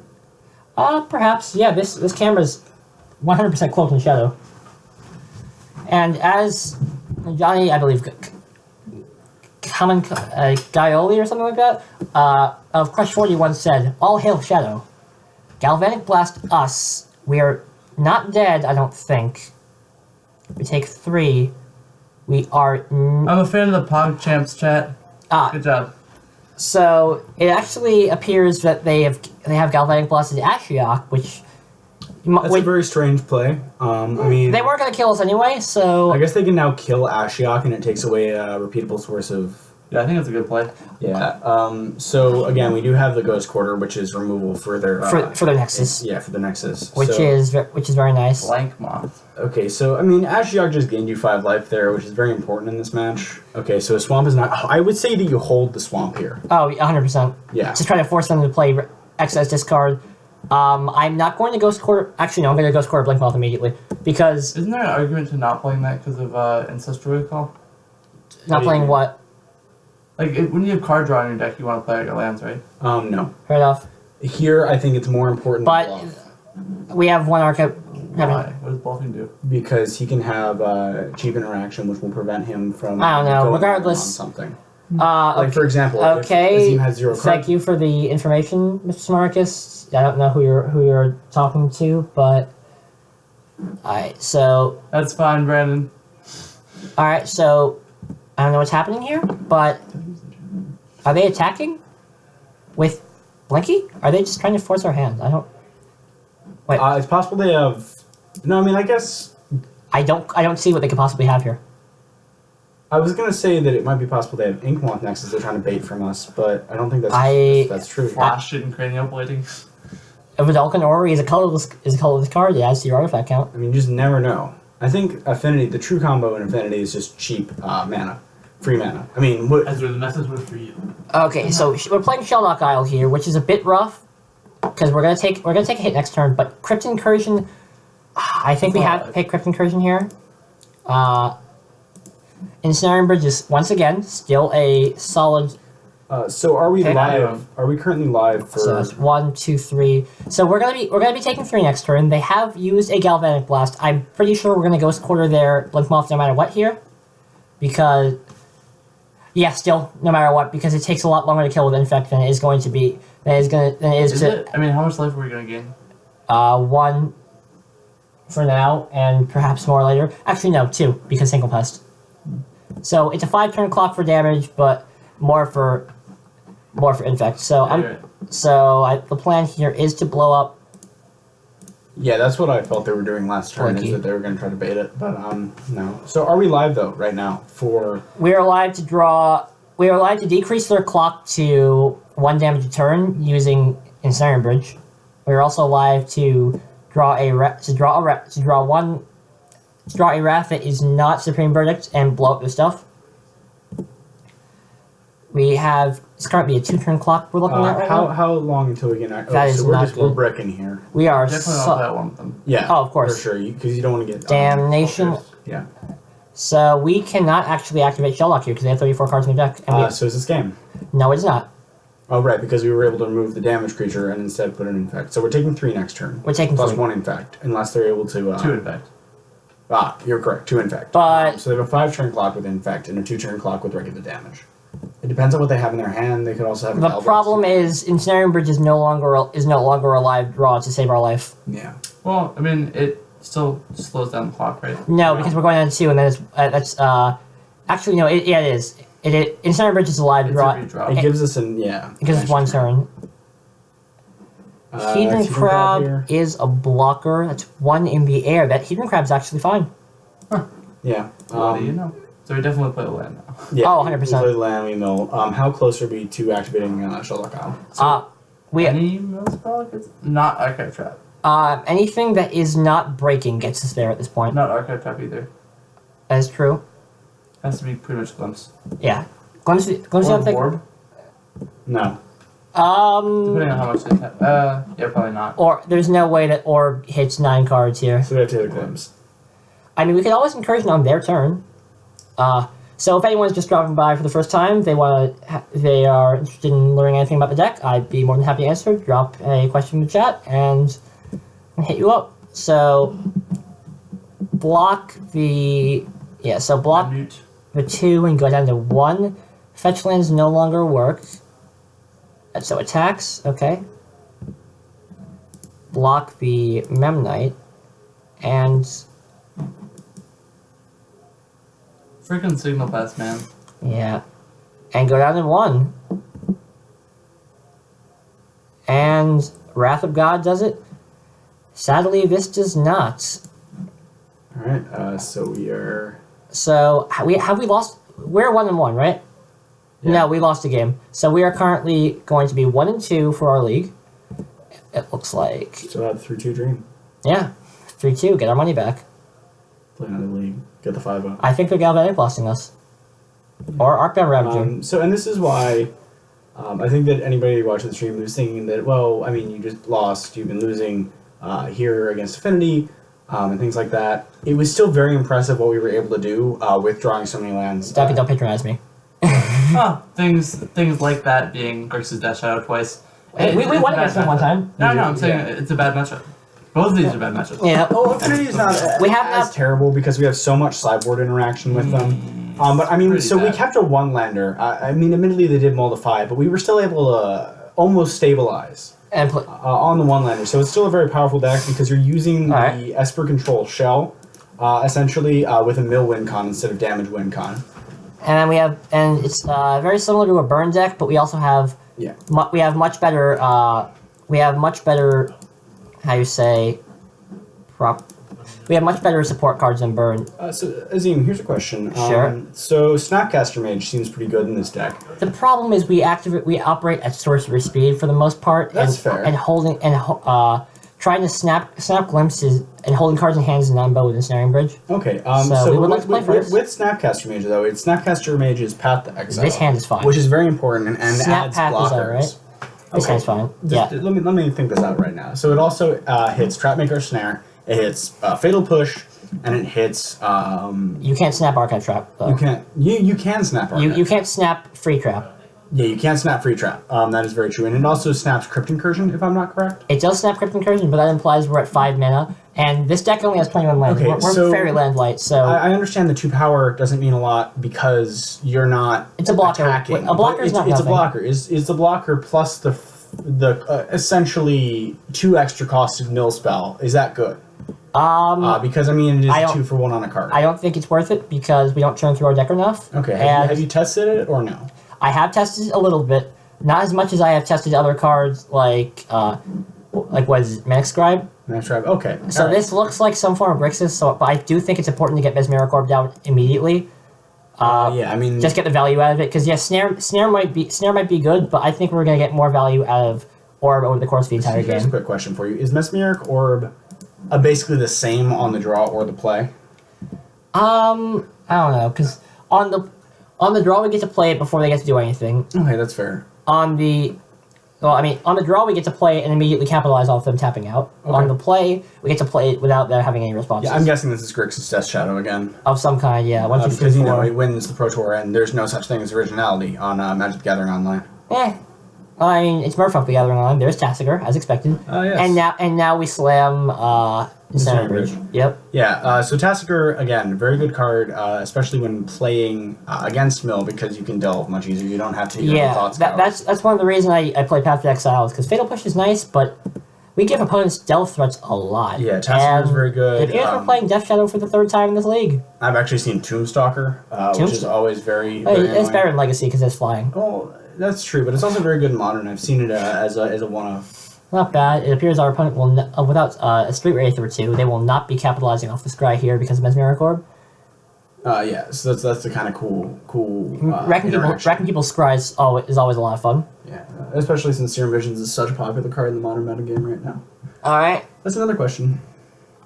which is not nothing. Well, okay, so what do you think? Is Serum Visions worth it in your deck, or is it just... I do not, because we don't have enough lands to do that in addition to this stuff. Okay, And so you're a critical mass deck, essentially, Yes. with some interaction. and I don't think it's relevant to that we need to smooth out our draws that aggressively. Okay, Thought as scouring themselves. as a burn player, I feel like it's just more important. I would prefer than a Serum Visions. I would prefer to just play less lands and more spells, and just hope I get all the spells. But I mean, because you're a little more controlling and because you have interaction, I don't know if finding that interaction is more and setting up your interaction properly is more important than having the high density.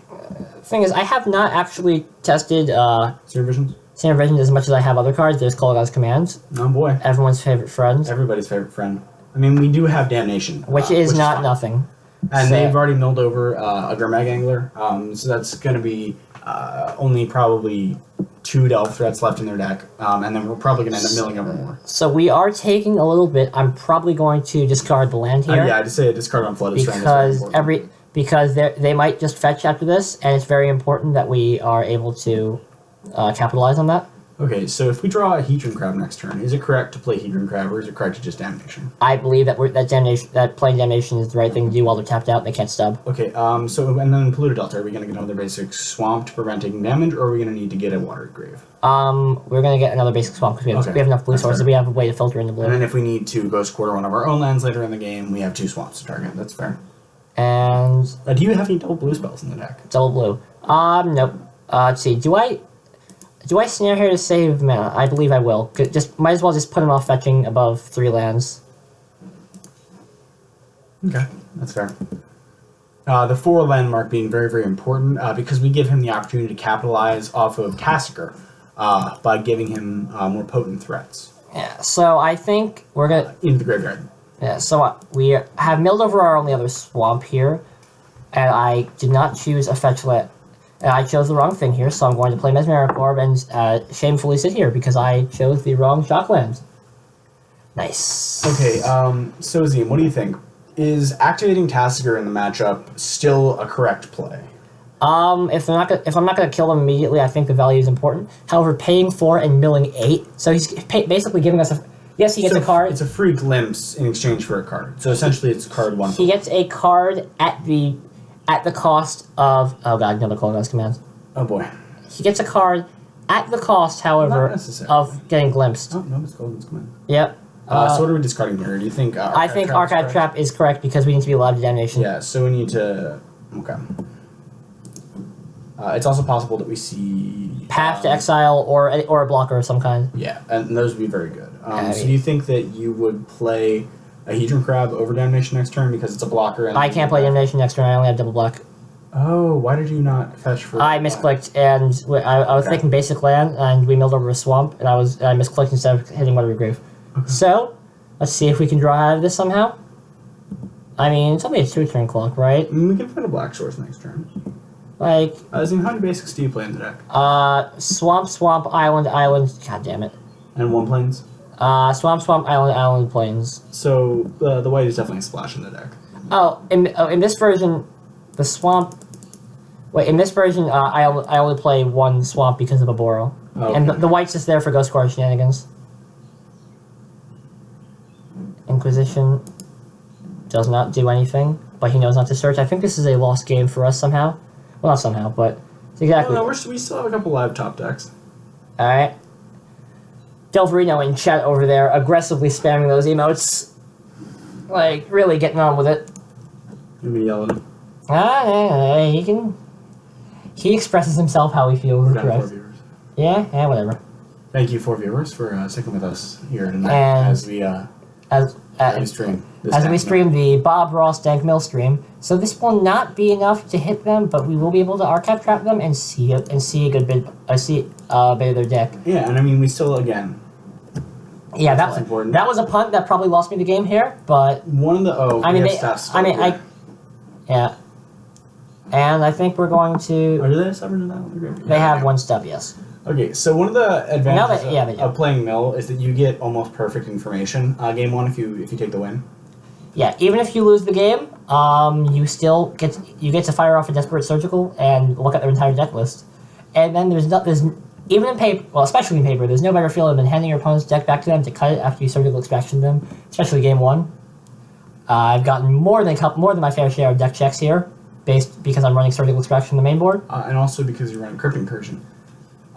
Crypt Incursion is very, very good against A very very limited selection of decks. It's pretty good against. It's pretty good against mid range. It's good against elves. It's good against Elves and Merfolk and Affinity are the best ones. Malira Company as well. The current Devoted Druid combo. Oh yes, that is quite good. Because of your Wrath, it's very good there. So yeah, It's not good against these limited threat decks, worth like Death Shadow, especially the Jund version of Death Shadow, because they play so few creatures. They just play the Death Shadow and the Tarmogoyf often.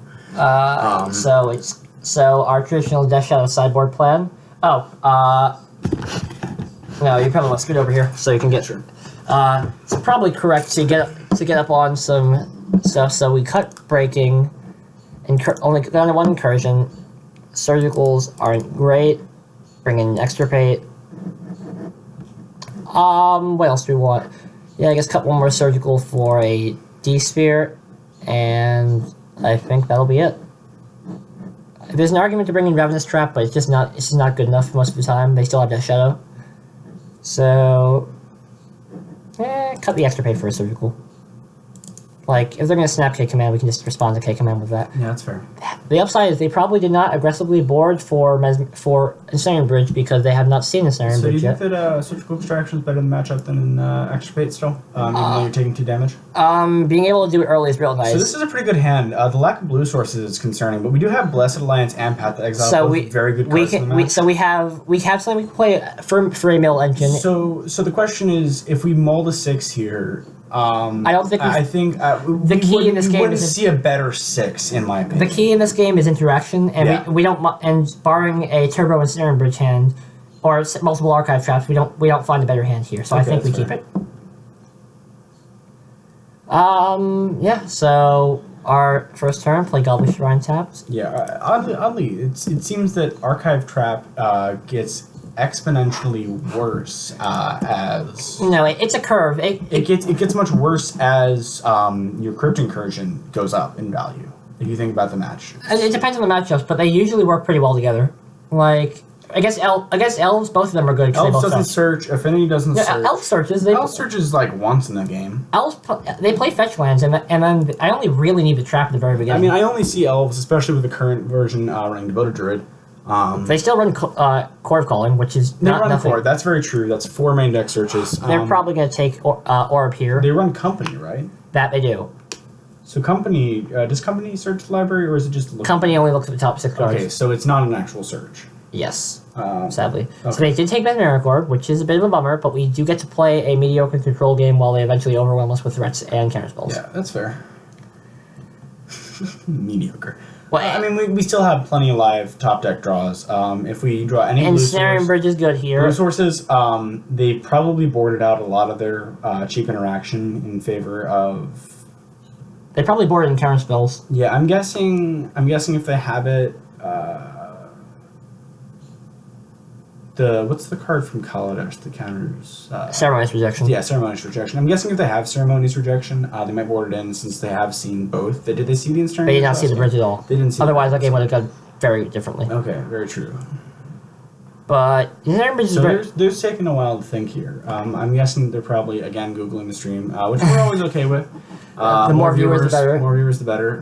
Please, going if our to play opponent is watching, do us a favor and please subscribe to the stream so we can hit that 50 benchmark. Thank you. Yeah, once you get that benchmark of 50, we got to become an affiliate, and Path with Trap's not bad. And, you can play against no more and more and more. Yeah, and the more people we got following, the more dank mill we get to throw up. And they blew it with our bridge with K command. Oh, we have one. Oh, thanks. I completely forgot about that. Yeah, I kind of forget that. I kind of forget things happen when Right. they're board and stubs, but I don't know. It's very hard to. Ooh. So they. I feel like cantrips are still important. Hopefully, this takes them. I don't know if they can't take Archive Trap. I think they're going to take Blessed Alliance here. No, but we probably Because should. they're hanging on the edge of Death Shadow, so if they want to play a Death Shadow, firstly they would have to fetch with Blue Delta. And secondly, the Blessed Alliance would do more damage. Yeah. Oh, they did take Path, okay. Alright.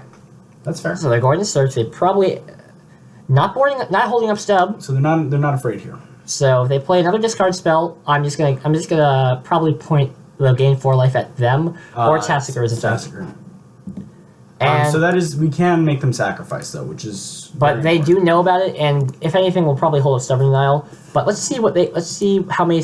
So stub and. We just have the one stub, and they do play the full 4 of. They do. I thought. Well, there's. If it's happening now. Let's do it. And I mean, Coalesce Command is not my friend, but you know what? Whose friend is it anyway, right? I mean, Kogan's Command just a solid card. I wish I'd kept mine. I have a pre-release foil. Oh, very impressive. Which I opened a box and I opened 3 of those. Really? Yeah. I was very surprised. I was like, this card isn't that good, and I tossed it in the bulk pile, and it was still $1 a piece. So we are live one turn for them not getting through Ensnaring Bridge, and hopefully, the problem is we still don't have blue mana, and we don't really have many engines. So, I suppose a solid draw here would be Island. Mesmeric Orb is not bad for a colorless mill spell. Bridge off the top is the best bridge. As I say very often, this deck is 100% straight anime. So Serum Visions here, I'm gonna put them one card less in library, which is very important. But they do get to dig for colorless command. Is very, very important in this matchup.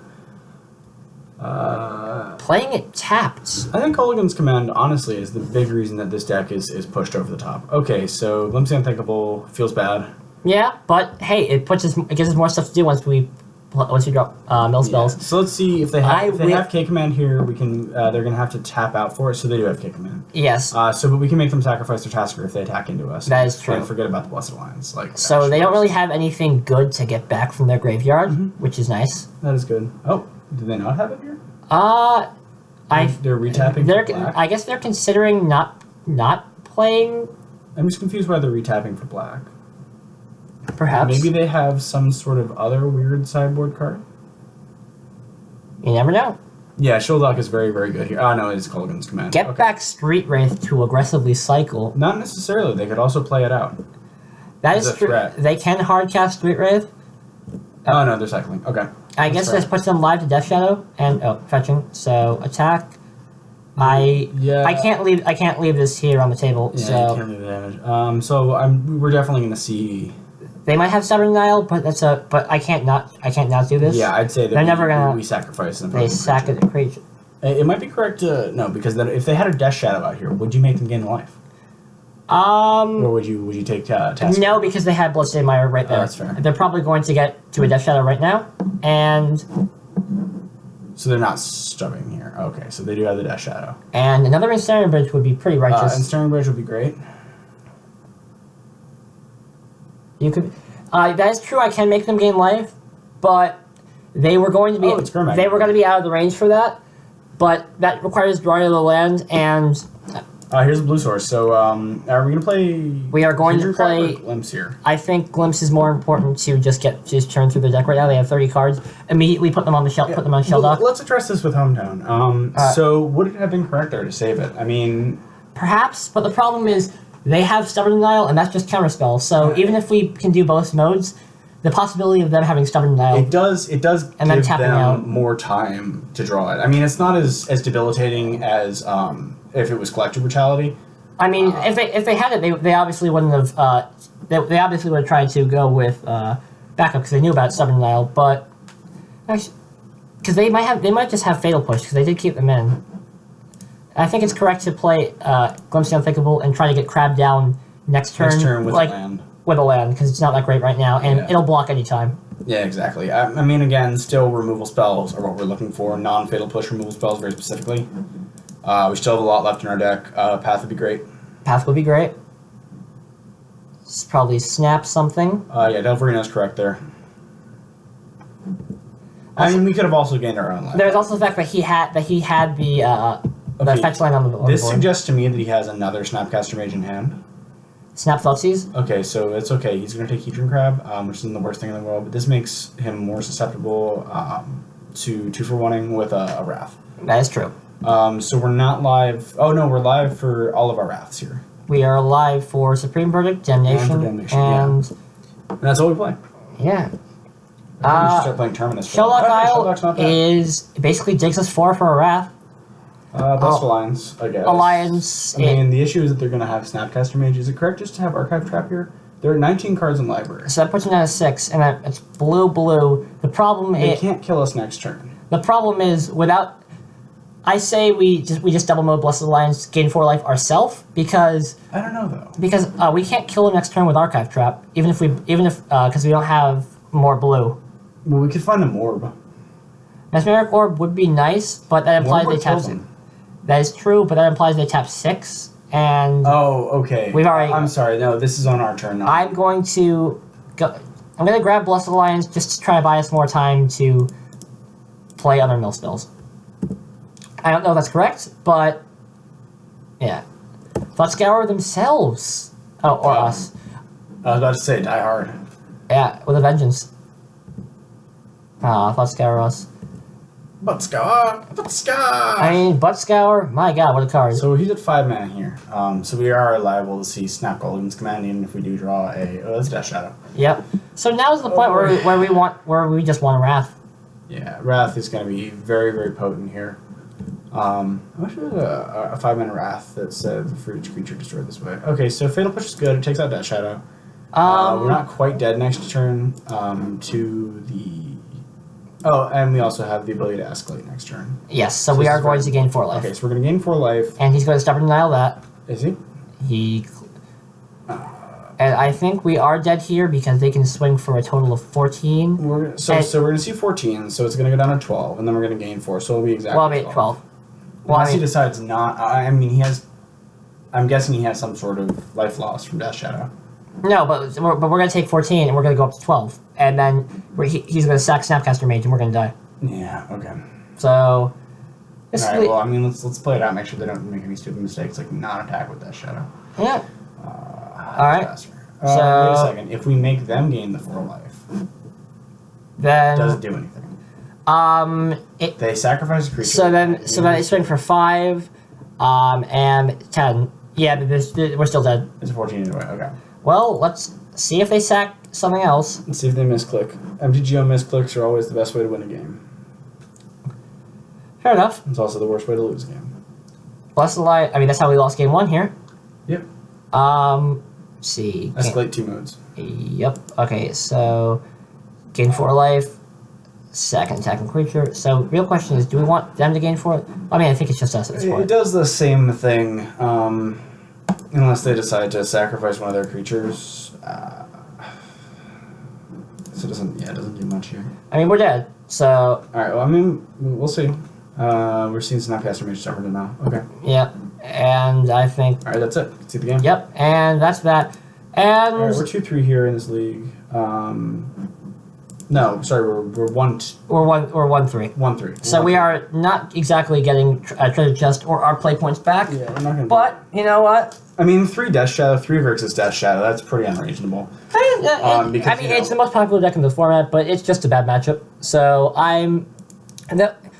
we probably could have done a bit better in game 1 there. Still, 3 out of 5 seems pretty. I'd attribute at least one of those losses to poor play.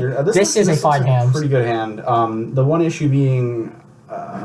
We have all 3 colors of mana and crabs. 3 colors. So I'm saying. We fetch for Hollow Fountain first turn. 100%. Yeah. And play Hedron Crab. That leaves us with Path open, and then Swamp into probably. Okay, we can't play Breaking the next turn as well. No, we're play. And they're apparently waiting to crack it, so we're going to. Archive Trap. Sadly, no, but Hollow Fountain, Ice. I mean, they are Hollow Fountain, not what we're going to. Yep. So it is. So they are going to be milling. We're not going to cast Breaking, but we're still going to mill them for 6 next turn. That's fair. Well, provided this doesn't die. Yeah, we have the Hedron Crab, and then the Surgical Extraction is very. And important. still not doing anything with that fetch land. Come on. I wish they just stayed there. That would have been great. I just hold on to their fetch lands forever. Looks like. So this looks like probably Jund Shadow. Traditional Jund is actually kind of. I'm guessing. No, with the double fetch shock, I'm guessing this is Jund Shadow. Traditional Jund is a thing on MTGO. I know. I mean, it's still a very strong deck. There's the Tarmogoyf. But I'm still gonna guess that this is So is the path relevant next turn, or should we just? Depends on the land we draw. So we have an island. So we can play the. I say the issue is we won't get the landfall trigger off but the second. It's only one. It's only mill 3. And I'd rather not take a bunch. I mean, well, we're not going to take a bunch right now. It's just a 1/2. That is true, but we're going to mill for 6. If this is classic Jund, okay, you're right. We are going to be milling. And it's going to be huge. Okay, so I would say we play the island, play the other Hedron Crab, and then we Path to Exile. And let's wait until their next main phase. Wait until their upkeep to path them. Yes. So I want to accelerate out a 4-mana threat. If this is classic Jund, which I don't believe it is, that could be anything from Hunmaster to Fells to the new Chandra. And the new Chandra is a beating. Is not something I want to be seeing. Alright, so let's we're very, very weak to Planeswalkers. Path this. Sadly, we do not have the archive trap to go with it, but Would have been much let's change that league record to a disappointing 1-3. Alright, so we do have to respond here with some sort of priority. I'm guessing that they're casting another. No, I mean it's just their upkeep, and they did search out a land, and there's their next land, and Death Shadow will be a live draw here. Will be a live play. Alright. And there's so Liliana I the believe Veil. this is classic Jund at this point. With Liliana the Veil. I haven't seen Liliana the Veil played a lot in Death Make Shadow a Jund. sack a creature. Okay, Okay, that's fair. sack the one with summoning think sickness. I still think that they might have been correct there to +1. Oh, not with with blue delta at the top. Let's see. Can we swim with heater? No. I mean, Just we can. like Delta here, and I suppose surgical extraction targeting Kolaghan's command Yeah, that's. is not an very awful good. draw. I mean, it's not an awful So play. I would say, are we gonna breaking here? Yes, we are. All right, so breaking is good. So that gets most of the cards out of our hand. We can discard a swamp next turn and still have cryptic recursion. So Yeah. when we're playing the Hellbent game, Another Lily, Tower Life, and Scavenging Ooze. okay, So Ensnaring Bridge will be very good. They do have one Abrupt Decay in hand, but no, they don't have any. Hazard replicas the in hand. They have any Fervent. graveyard. Yeah. Oh, so they're playing Hazard. Very interesting. And they have So one more Let's snip this list. yeah, this is pretty spicy. Like, That's good. truth be told. That's an interesting choice for the 4-drop slot. I don't think it's good enough for the 4-drop slot. Personally. I mean, if you're playing Liliana the Veil, like, it's not awful. Oh, that's fair, but I believe that they're just better 4-drops. Oh, yeah, Hunt Master of the Fell, where you get to use a wolf token as just a stack of $100 bills, is real nice, but... Well, I mean, this is MTGO, so it'd just be a normal wolf token. Well, you can't port your $100 bills into the game. No, unfortunately. I mean, I guess you could scan them. You can replace the files so they show up however you want on your computer. So I'm just gonna get a basic island here because we have double black and we only need one white. So, actually, no, I'm gonna get a basic swamp so we can damnation here. Alright, so we're 5 turns away from seeing Liliana play Russian roulette with our permanents.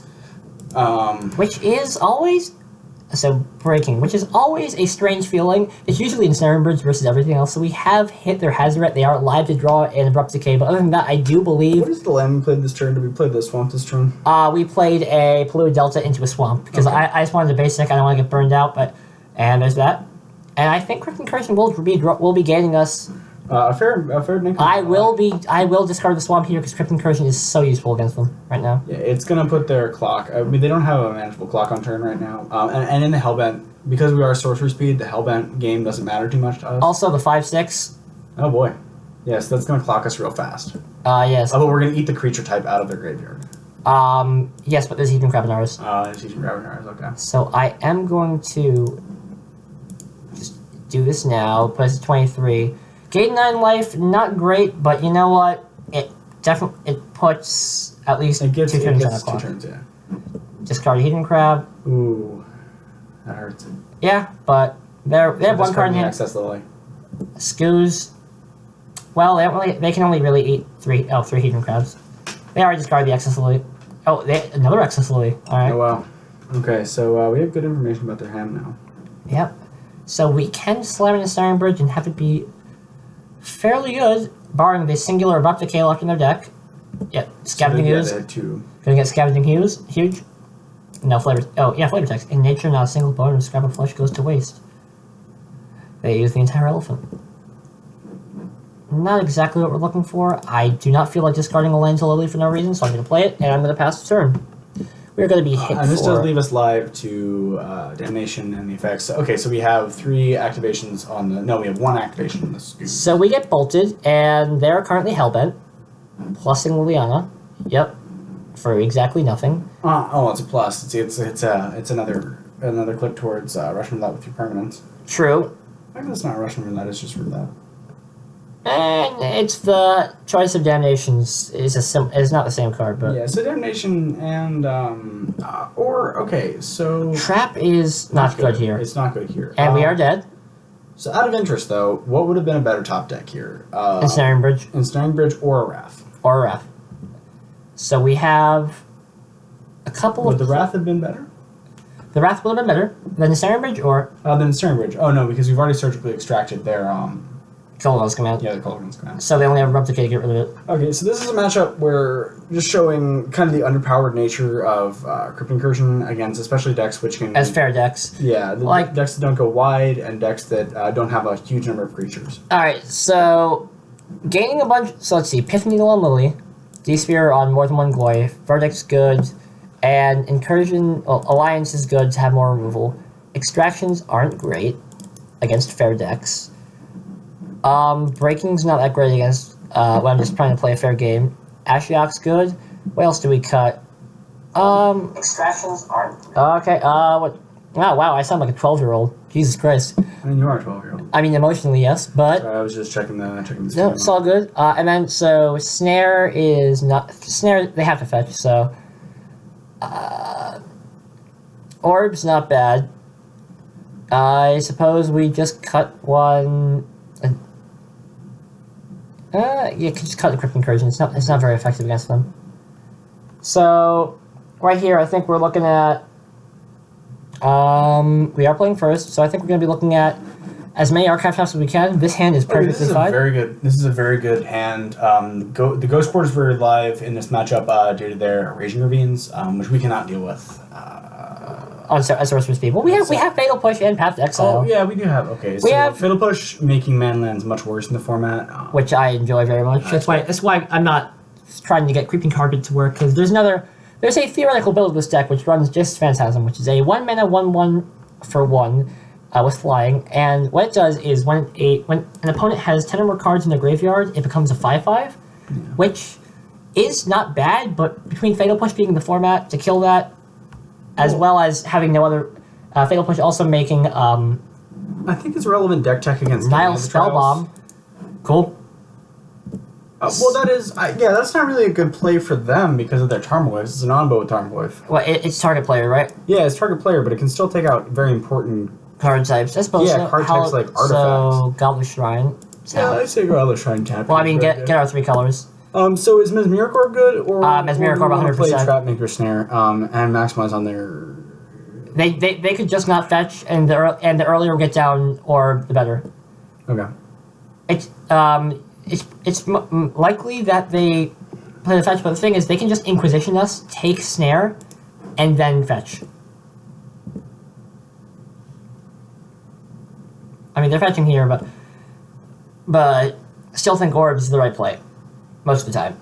Yeah, I mean, Orb, it's for me, okay, so as a burn player, it's the same argument with Eidolon, whether or not actually playing cheap creatures or if I should just be playing Eidolon. Alright. And often Eidolon is the correct play because they'll be able to next turn fire off a bunch of spells and... so here I think I'm just gonna slam... I think I'm just gonna slam and Snaring Bridge. Yeah, Snaring Bridge is really good here. And just make it safe and discard. Yeah, exactly. Since I think that this deck probably brings out a lot of its targeted discard against you, since it's not particularly good. I don't think Thoughtseize is left in because there's no real relevance to their life total. Well, the thing is, a lot of these decks just don't have enough stuff to take out or bring in against me, so that's fair. I don't really think they change much. I mean, there's nothing. They can just bring in cards, just lots of cards. So they did fetch. So, I mean, Jund is a deck that is pretty heavy on fetch lands just due to the nature of its... Alright, Liliana the Veil, very good with our Ensnaring Bridge. Very good. If she just makes us keep discarding cards. I'd say Hallowed Fountain is okay to axe here. We can take them off red. I think Ghost Quarter is very important. We can just straight up take them off red. Yeah, we can take them off red. Well, they do play Mountain. Do they? They do play Mountain. So... this is not the Junda Shadow. I mean, we can always just quarter the next turn, quarter... Well, that's fine, because we can snare and respond. We can quarter snare. It depends. Do we want to take them off of red, or do we want to mill 13? They chose not to attack. Interesting. Very interesting. I guess Morb. They're really scared of that 1 mill. Or we can Damnation. I think holding Damnation is correct. I'm going to hold Damnation. I'm cool with pitching Visions. It's going to get... it. Oh, you're okay with pitching Visions? Yes, because I just want to try to mill them for a bunch here. Maybe... let's think about this real quick. It is actual Ancestral Recall at a later point in the match. Oh, okay, wait a second. So with Nile Spellbomb, though, so if it's your opponent's graveyard or any graveyard? So let's take a look at Visions Beyond is what I'm talking about. So it's draw a card if a graveyard has 20 or more cards, so they can't take out both graveyards. Yeah. Drawing 3 cards, yes, it's a Nombo with ensnaring bridge, I mean, but it's drawing 3 cards. That which is very true. important. But Wrath of God is a very well. They only have one thing; it doesn't really get past the Yeah, I mean, so we'll see how it goes out. I still think that the discarding Damnation is probably correct here. Yeah. Well, first I'm just gonna try to take them off red. Yeah, especially because that will prevent them from playing Kolaghan's Command. So should we have Trapmaker snared first to threaten? No, because I'm okay with them archive trapping. I mean, I'm okay with them searching. But I mean, so the whole plan here is okay. So and they got green. They got greens. That means So they they're probably have a red source 100 in hand. Perhaps. Or maybe they're not playing a mountain. One of the two. Yeah. I guess they don't need to play mountain because mountains don't matter against Blood Moon. Yeah. Get archive trap. Cast archive trap. Oh, what? 2 mana. Mill 13. I mean, 2 mana tutors are just pretty good in general. Like, now the real question is, what do they do? They can hit us for 5 here. Actually, no. They have to plus Lily afterwards. Otherwise, they just... I'm not entirely sure what they're doing, but they are reading Archive Trap. So they're reading it hard. I mean, it's sadly, Archive Trap does not have the flavor text desire. But for anyone interested, it is like a free lightning axe if your opponent starts their library this turn. If we're going by the burn comparison. Well, I don't know about lightning axe because lightning axe is a 4th of their life total. Yeah, so it's Archive Trap. It's a 4th. I mean, if they go to 52 cards after. If they've searched their library, that means they cut out 1 card of their deck. I mean, they're 52 and 13 is 1 card. That's fair. And now they're going to be milling a bunch with Unless they Miracle. fail to find. That is true, but that they also draw. And yeah. So if anyone's just tuning in now, if they have any questions about the deck, I'd be happy to answer. Yeah, one of the things I've noticed is that Mill definitely plays like a post-sideboarded burn. Yeah, I guess so. Oh, I mean, when I play post-sideboarded burn, I have a lot more cheap interaction. Well, there is our opponent's mistake, making their scavenging ooze unable to attack. Yeah, that was really stupid. Unless, of course, they have the Kolaghan's Command, which I doubt. Well, they kind of just... We kind of blow up the red source. We're sitting here 3 cards in hand. They haven't played another land. It's very possible there's going to be a Tarmogoyf and a Death Shadow. I'm going to pitch Damnation to draw 3 cards here, because Ancestral Recall is... It's just a good card. It's restricted in Vintage, I mean... What? So that seems pretty good. So let's play in Modern. Yeah, this deck playing a lot of Vintage staples. Ah, yes. Between Strip Mine, Ancestral Recall, and the always fun Cabal Therapy, and Surgical Extraction, Ghost Quarter, and... yeah. What else? For anyone just joining us, this is Esper Mill. Yeah. Esper Mill in Modern. Dank Mill, if you will. Trying to take the format off fetch lands. Yes. Not actually, but we like to think it's entirely possible. Like, people overreact to Archive Trap all the time. If it gets oppressive, I've seen people just scoop in response to Archive Trap, actually, because they're just like, oh. Well, more than one, yes. I have made people scoop over more than one Archive Trap. But yeah, there's also the interesting ability. It's very, very rare for Mill to actually win on turn 1 with... Well, technically, quad archive traps if they search. Yeah, there is a god hand to this deck, and if your opponent has 60 cards in their deck, they draw a hand of 7 cards, going down. So I'm gonna pitch Damnation here because I'm pretty. Of course, they aggressive. Raging Ravine is a red source, which sucks, but let's hope they don't see. There's another Scavenging Ooze. That is not especially good. So the hope here is that we don't hit 3 lands. If we hit 3 lands, we're pretty boned. If we don't hit 3 lands, we're pretty good. The hope here is that our opponent does not exactly know that they can pop their own graveyard in response. So here we go. So there's been a lot of hype around Collective Brutality recently, especially with its very advantageous uses against Burn. Very specifically. It's Burn game and 7 also life. Storm against the Storm matchup. Yep, now Spellbomb. It seems like you have an issue. You might have an issue, even though you do have a lot of life gain. Burn gets that very quickly, and your life gain takes a little while to turn on. It depends on if the player is competent or not. Yeah. It's a very rough matchup if they are. Otherwise, it's a free one. So do you draw 3 cards or just 1 card? I only drew 1 card. Okay, that's fair. I mean, which is a Shelldock Isle, which is not nothing right now. I'm gonna pick Archive Trap with this, and while we're afraid of a hypothetical Kolaghan's Command, but that's assuming they have one in hand, which they probably do at this point. But they haven't played a Bob yet, and they're milling a bunch. So I don't think they kill us here because there's their second Kolaghan's Command. So, well, They have not played a Bob yet. They have not played a Bob. So they have not been drawing a bunch of cards. Each player discards a card, can't cast it. It's a shame. But we have a free archive trap next turn anyway. So, and I guess they're, well, next turn they do get to start playing around with our permanents. But here, I'm going to play Ashiok because I'm predicting some shenanigans with Leon the Veil and whatnot.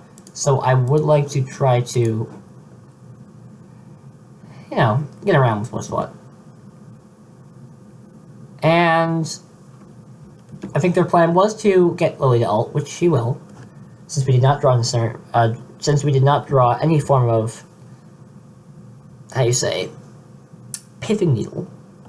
Any form of pithing needle? No forms of pithing needle were drawn. Yeah, no D-sphere, no pithing needle.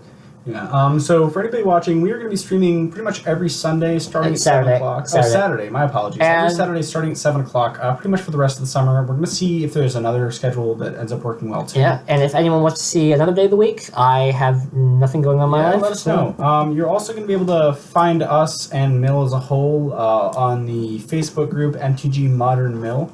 Or we're going to try to throw some stuff on YouTube. The Red Sun Gaming is the channel. Yeah, Red Sun Gaming. Alright, so we choose a pile to sacrifice. So for now, it's just Mill. We're just getting our footing here on the online universe. We're all very... I think we sacrifice our lands and bridge because I think we pick Ashiok and bridge because it's just super good. I mean, it can make a blocker and it can just kill them. Okay, so let's take a look at... So they have a Kolaghan's Command in the graveyard. We've seen two so far. We've seen two so far. So where's the other So one? when we snap their deck list, how many did we see? We saw two. We saw two before. So I think they only do have two. I'm guessing they don't have the third in the sideboard because it's a very slow matchup. And they have two Abrupt Decays and two Pulses. So okay, so I'm okay with this. I think that this is let's very see, correct. we've seen both Pulses and no Abrupt Decays. So and we can also take Kitchen Finks if we need to gain life and have a blocker. Well, it's only things we've already exiled. So I'm going to pick pile 2. Oh, I just chose the wrong one because you sacrificed that one with Lily. Oops. Well, we lost the game. No, we didn't. True. I guess we have quite a few live. We have live draws, and we can just we have Archive Trap as well, which is very relevant. And that is an Archive Trap, right? Underneath our Sheldanko? Yes, it is an Archive Trap, and if they tap anything else, then we we win on the spot next turn. Yes. That's very important. And if we find any sort of mill spell off the top here, or if we find any 1-mana interaction... Oh, we found him as Miracle. And we win the game despite a gross misclick. Yeah, that was... I don't know if it was gross. I did not know about the Archive Trap under Shelldock. I was actually going to try to play the slow game by taking Ashiok and... But with an Archive Trap under Shelldock, it just seems very, very good. I thought they were going to swing with Ravine. Oh, that's fair. That's fair. And they get. There's an archive. There's an Ancient Grudge. I probably should have waited for those triggers to go on the stack before trapping them, but you know what? Yeah, probably. But that just means we kill them now. Like, it doesn't matter when we kill them; they're still dead. Yeah, I mean, it's a 3. It's 3 mil anyways, unless of course they have. So they have one turn to kill us, to kill you. So they're swinging for 1, 2, 3, 4, 5. No, I mean they're dead next turn. 6, 7, 8. They 9. just tapped 4 things. And they're 3 cards in library. Oh, yeah, they're super dead. Unless, of course, they have... Abrupt Decay in hands. Yeah, Abrupt Decay in hand. But it goes on the stack during... They would have to answer it now. Yeah, so I misplayed the... Oh, and our opponent now realizes exactly what Mesmeric Orb does when it acts as a hybrid... Yeah, Mesmeric Orb does do things. It acts as a hybrid... It acts kind of as a hybrid Idol of the Great Revel and Lyric Vortex, which is always a lot of fun. But... Here's our opponent going down to 0 cards in library, and here's our opponent drawing a card.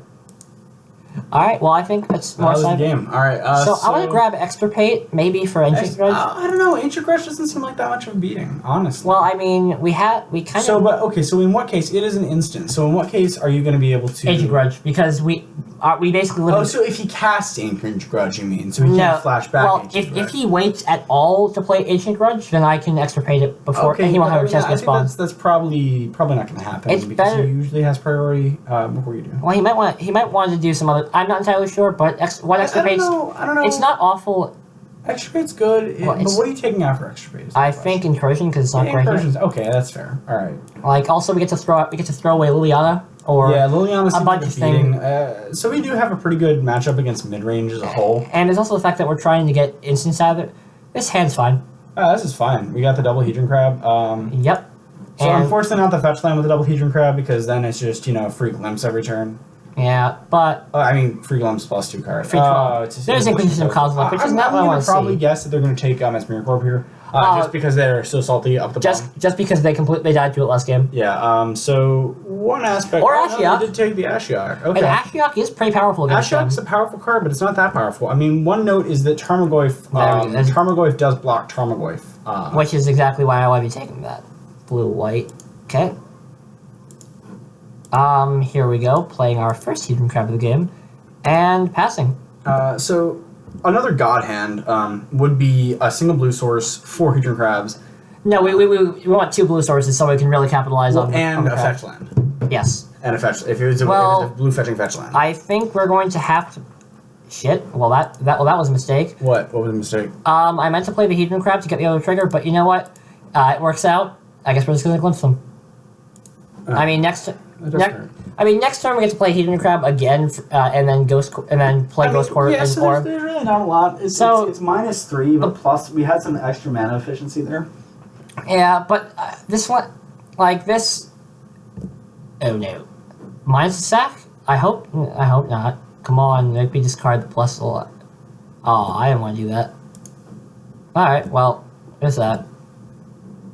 Well, there's Extirpate coming in. Taking what do we want to take here? Nothing great. So right now we're going to be playing Hedron Crab and probably Extirpate Ancient Grudge if we see it. But other than that, I think we're just sitting here, sitting pretty. And I am also very pretty. Sitting pretty.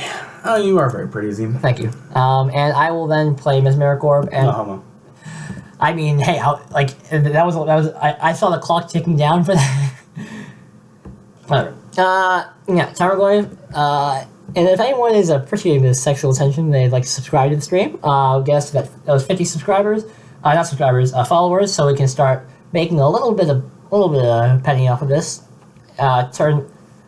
Play more than just Esper Mill because while this is the dankest deck in Modern, Omnitel is pretty sweet in Legacy. It is a very sweet deck. I play another burn deck in Legacy. I play blue-red Delver, which I just completed after getting my deck banned out of the format, which was Miracles. Wait, why is it installing Spotify? It's initializing Spotify. Why? Because Quaker is a Quaker, and he's ruining your stream. Good to know. Well, I'm going to probably pitch Extirpate because I don't know about that, though. Blessed Alliance doesn't seem especially good. I'd rather just have, like, a removal spell. Oh, but it's not a removal spell, per se. I mean, with Miracle Orb, they're reluctant to attack. I mean, I guess it can hit their Raging Ravine, since right now they don't... But Tarmogoyf's huge, and having just one... There's 5 cards in hand right now. Having just one crash into us is really awful. Okay, that's fair. And, I mean, they're activating Raging Ravine? No. No, they're playing another Lily on the Veil. Plussing, I'm assuming. Come on, keep the wrong... Oh, I wanted to keep the wrong one. Well... Minusing. Minusing. Okay, so that's not terrible. I mean, I think we would have preferred the Hedron Crab because it is alive to mill 6 off of the fetch land or off of your gross quarter there. Let's see what we draw. Let's see if we actually hold it in hand, because they might just attack Ravaging Ravine next. It's an island, so I'd say we just play the island. I don't know, because I think holding blood. Because we could always just hold. That's fair. I think he's definitely going to attack with Raging Ravine next turn. So we'll see what happens. So he's down to 2 cards in hand, which is very notable. And he's going to be milling 3 here. Yeah, so he's going to mill 3.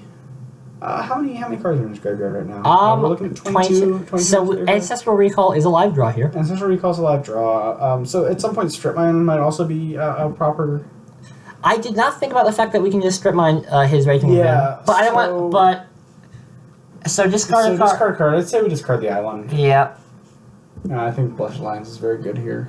And especially so there's the question as to whether or not Ghost Quarter would be strip mine because people are very, very scared of Archive Trap. Yeah, even if they've seen it once, it has the dank. They're hellbent. So it is a 5/4 with haste. But they are going to have it die to Blessed Alliance. It's just gonna straight up die. It's gonna cry. It's indestructible, yes, but that does not mean it can't be sacrificed. Mm-hmm. Man, he's gonna feel bad here. You sack a creature? He's gonna mill 4. For playing such a very, very, very big creature. And what a fine specimen she is. She's pretty rad. I'm really enjoying the flavor of Azim is sexually attracted to Magic the Gathering cards. It's a rare... What? It's an unfortunate predicament, but it's where he's at right now. I think anime is the cause of all of this. Yeah, I started watching Naruto when I was 3.5, and I believe it has messed me up for life. I mean, anime is anime, and it does anime things, and it makes anime hard. I'm hard for anime. Good to know, I suppose. You're hard for anime too. Everyone's hard for anime. Well, you know what, Duncan, this is a Christian stream. Yes, us here. Well, our opponent just discarded the one card out of their hand. I'll have you know that Christianity does, in fact, boycott Magic the Gathering, specifically for demonic tutor. I mean, I think such an overpowered tutor effect is pretty damnable too. Well, I mean, if you play that in certain. Okay, so I think Mesmeric Orb is possibly 100%. true here. But let's consider this. Actually, Visions of Beyond is very good as well. Visions of Beyond is quite literally Ancestral Recall, and I don't. It is Ancestral Recall, and they don't have any way to fight their graveyard. So I do think that Ancestral Recall is a play here, just drawing into more removal. It's land draw a card, draw 3 cards, which seems pretty relevant. There's also the fact that that if he taps at all, we immediately he's playing something. Oh, he's playing the Glyph. There's Tarmogoyf, which is Glyph, but there's a good chance we're going to draw into removal, relevant removal. Liliana the Veil is ticking up now, so we.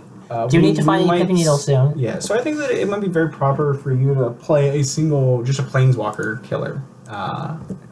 Like Hero's Downfall? No. Never to Return? No, I'm talking about Jace Phantasm something. No, the 3-mana activate land. Creeping Target. Yeah, often called Jace Killer in Legacy. I would play that, but the problem I have with that is that it's a tapped land, so you probably have to replace a Shelldock Isle. So the question is, are Planeswalkers going to do enough damage to you, and are they? I think that I don't know that dealing 3 damage and tapping out for a turn. So I'm going to on their upkeep probably draw 3 cards off of Shelldock Isle. And here we are playing Ancestral Recall. And this time it's for 2 mana, but you know what? It's within the realm of acceptability here. And we have drawn the Path to Exile and the Ensnaring Bridge, so I do think that we are doing quite fine. Sadly, this game is completely meaningless because we are going even if we win, we're going to go 2-3 in this league. Everyone discards a card. Yeah, I think I'll pitch my Ghost Quarter. They pitched a land. Why they didn't play the land, I really could not tell you, but right here we're going to Path to Exile on their Tarmogoyf. They probably will not search because they are scared as all human Jews of Archive Trap. And we are going to be milling 3 here with our Mill Sulfuric Vortex. And here is an Ashiok. We do have 6 lands, so this is a conundrum for our opponent, how they want to do stuff. But I think there's no way we don't play both of them, so we have... Sure, I will get a Goblet Shrine so we can Verdict. Yes, so we can Verdict and Damnation. We would be remiss to leave that out. And play Ashiok, start accruing some sweet, sweet value. And hopefully when Lily ults this time, I will remember how... I'll remember what these things actually do. And here we are with an Ensnaring Bridge, as our friends from across the ponds, Judas Priest would say, hellbent for leather. Oh, yes. Good. And I do appreciate some leather. So it looks like they're going to be playing Abrupt Decay here. Or just tapping a green to mill one more with Mesmeric Orb. Or not, I suppose. Draw step. Does Abrupt Decay hit Planeswalkers? Ah, I suppose it does. We discard a card, and they are currently at 6. And I do think they're going to... I think they could... Oh, no, they would have milled out by now. And here we are with our Mesmeric Orb triggers. I'm going to heal some of them for now, so I don't have to shatter my good friend's very shiny, well, very glowy and fine mouse. So the day is currently the 10th, and... Let's see. This league ends on the 14th. So here we have with Trapmaker's Snare. Not a bad choice, but you know what? If Lily's going to ult, might as well try to... Oh yeah. So might as well go for it. So here we are, doing some stuff.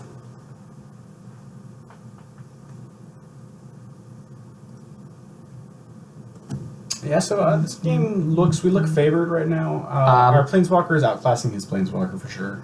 Yes, because our Planeswalker is putting a clock on him. The Liliana Oh, that's an Ancient Grudge. I'm surprised he doesn't go for the Ensnaring Bridge here, but then again, I mean, he does have the ability to cause us to sacrifice everything next turn. Which is not nothing. Which is not nothing. I think that actually we might sack the pile the Ensnaring Bridges in if he gives us Ashiok and Ensnaring Bridge. Oh, because he doesn't have a clock. Yeah, so I'd say that we sacrifice lands next turn, actually. Yeah. No, it's the flashback. My apologies. He top decked. That's a solid top deck from our opponent. Let's see. With the real question is, do we want to Ghost Quarter with the Lily Ultima stack to take out their Raging Ravine? So they have. Well, in response to that, I'm going to quarter the Raging Ravine and see if he searches. Because if he searches, then our choice doesn't matter at all. Oh, okay, cool. Well.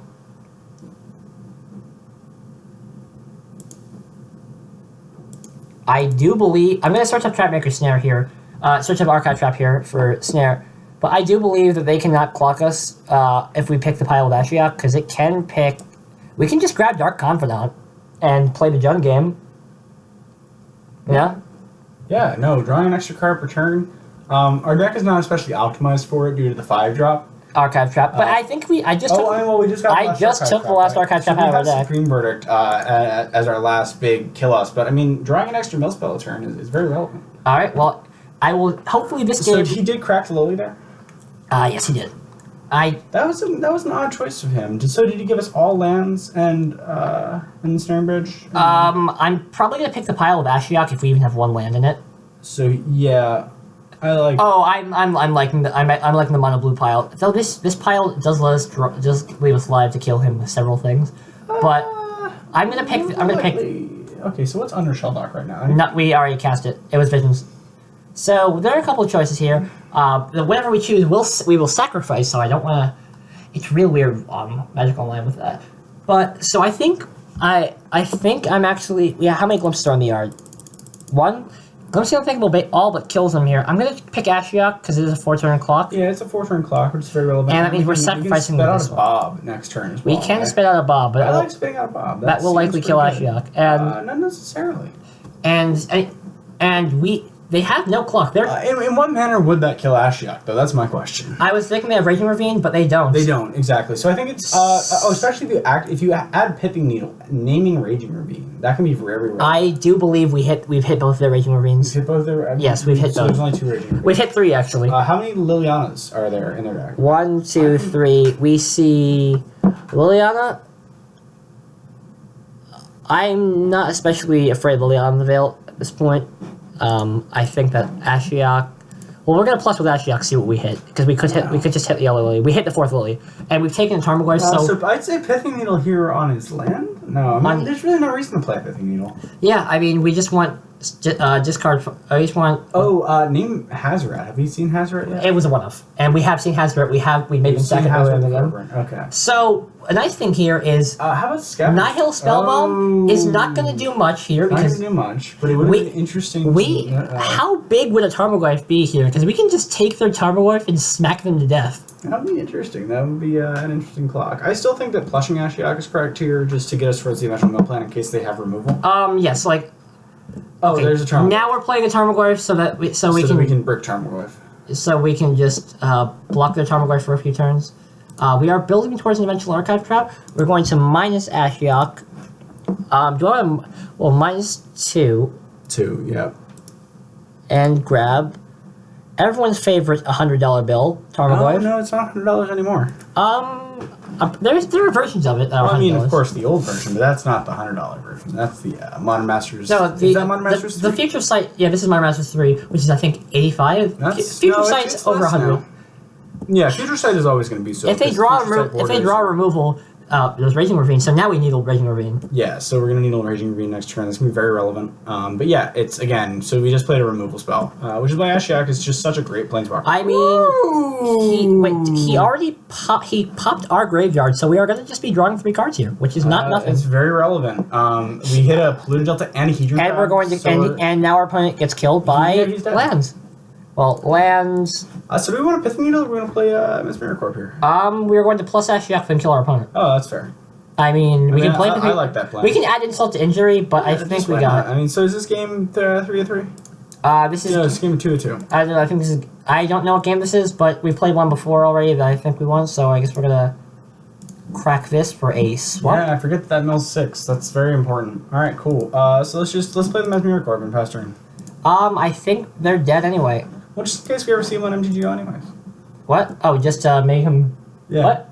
In case we ever see him on MTGO again. What? So he doesn't know about the Pithing Needle. I don't know, just do it. Oh, what? Know about the Pithing Needle or Orb? Just Orb. I wasn't gonna play Needle anyway. I was just gonna play nothing. No. Like, Just play Orb. It's fine. I didn't tap with Tarmogoyf. What are you doing, Azim? What are you doing? I don't know. Like, Who attacks with Tarmogoyf first? so we've completed our league, and we're gonna get our pity play points. So we got a pity No, play we don't even get anything. We don't get anything? Oh, yeah. right, it's competitive league. I forget this. All right, so I'm gonna start up another one. Just. I'm gonna leave you to that, and I'm gonna go play some Commander. All right, I'm gonna start up another one. Probably play a game or two, and so. Why don't you sign off for tonight? We only have 5 people following right now. We'll come back No, next week. that's not nobody. So I'm gonna play one game. I mean, I think 2 of those are us. So I'm going to play one game right now, and if you'd like to see the rest of this league, I'm going to be streaming again at 7 p.m. on Tuesday. So let's play our league match, and then I think that's going to be it for the night. But regardless, well, I don't know if it's going to be it for the night, but as of right now, I think we're just hitting up with this one thing, and I'm going to go show some people why blue-green is the best color combination in Commander. Well, besides Sultai. Those fools playing red and white. This hand is adequate. It gets us Ensnaring Bridge, it gets us Crypt Incursion, and it gets us Archive Trap. So I'm going to keep this hand, and then it's going to get picked apart by discard. Or this is Goblins, in which case Archive Trap's bad, Glimpse is good, Bridge is better, and our opponent's mulling to 5, well, mulling to 6. So we are first, so we're going to lead on an island. So we're live to play Heathen Crab, and we're going to pass. So, what's happening here? This seems a Valakut. Oh, yes. So, for anyone that's not aware, if we mill enough lands out of their deck, our opponent simply cannot win. And we do have the mill here. That means they also search a metric ton. We gain a bunch of life off of Incursion. See, they're probably going to play Sakura Tribe. There we go, Sakura Tribe Elder. And that's going to be... That's not going to be nothing. I'm remiss to play Ensnaring Bridge here. Because if... no, I don't think we can have the win without it. So I am going to play the bridge here. So we're not smacked by any surprised Primeval Titans. But a Ghost Quarter will be real nice, and it looks like they're very far off from 5 mountains, so this is a very good matchup for any form of mill, but Esper mill especially, because even if they land Primeval Titan, we can still path it. But yes, it appears our opponent is not, so we've hit, is not playing Chandra Torch of Defiance, which is a card that I do not like seeing. However, we will be able to gain a bunch of life against it. Explore, milling themselves for 1 by drawing, my favorite kind of mill. And depending on what we draw next turn, this game will go very quickly. So it looks like they have 1, 2, 3. They have 3 forests, 4 mountains. So Primeval Titan will be not something that they. However, Hallowed Fountain, I'm going to play this tapped and hope they search so I can Archive Trap them and then Crypt Incursion. I do not see them killing us, because I don't see them having enough lands in their deck to kill us. Summoners Pact. Alright, cool. Well, this does count as searching, so they're going to be Archive Trapped.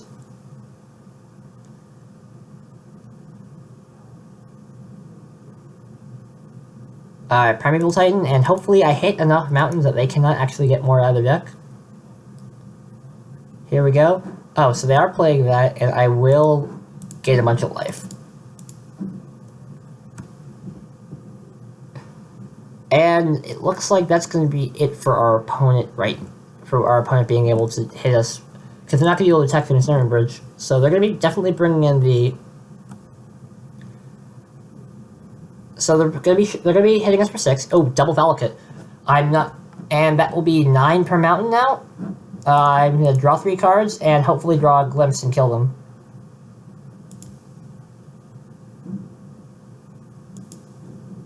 Well, here's a Hedron Crab. And next turn we get to play Crab and then path something. So now our opponent has to pay something or lose the game.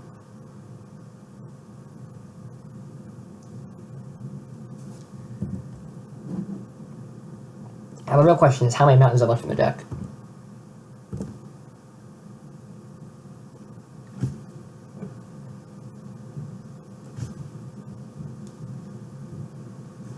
Ooh, Foothills is not bad.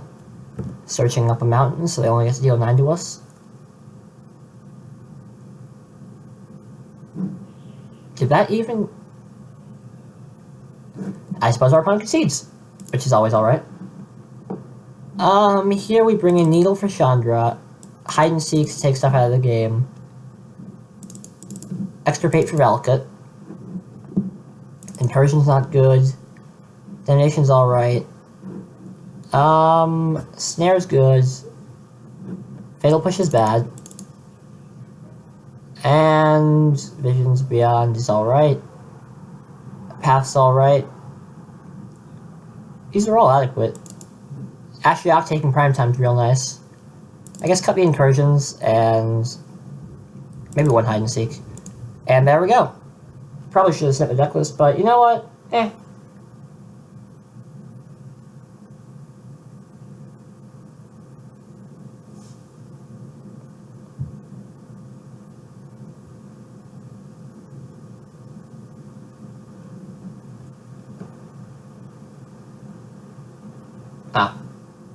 Iris exit. I'm sorry if I missed your comments. I had another window open in that. But I'm not entirely sure what I was referring to.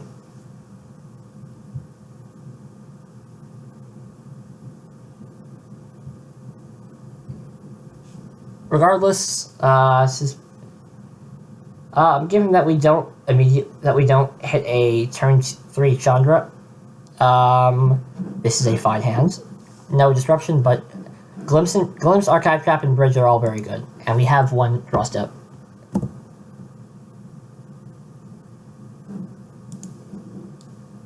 So Mountain, that's a...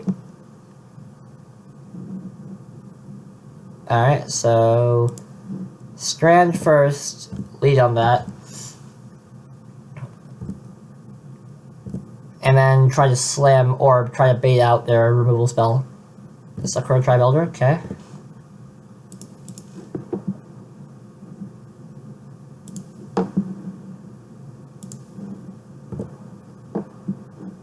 Gonna play a Mesmeric Orb.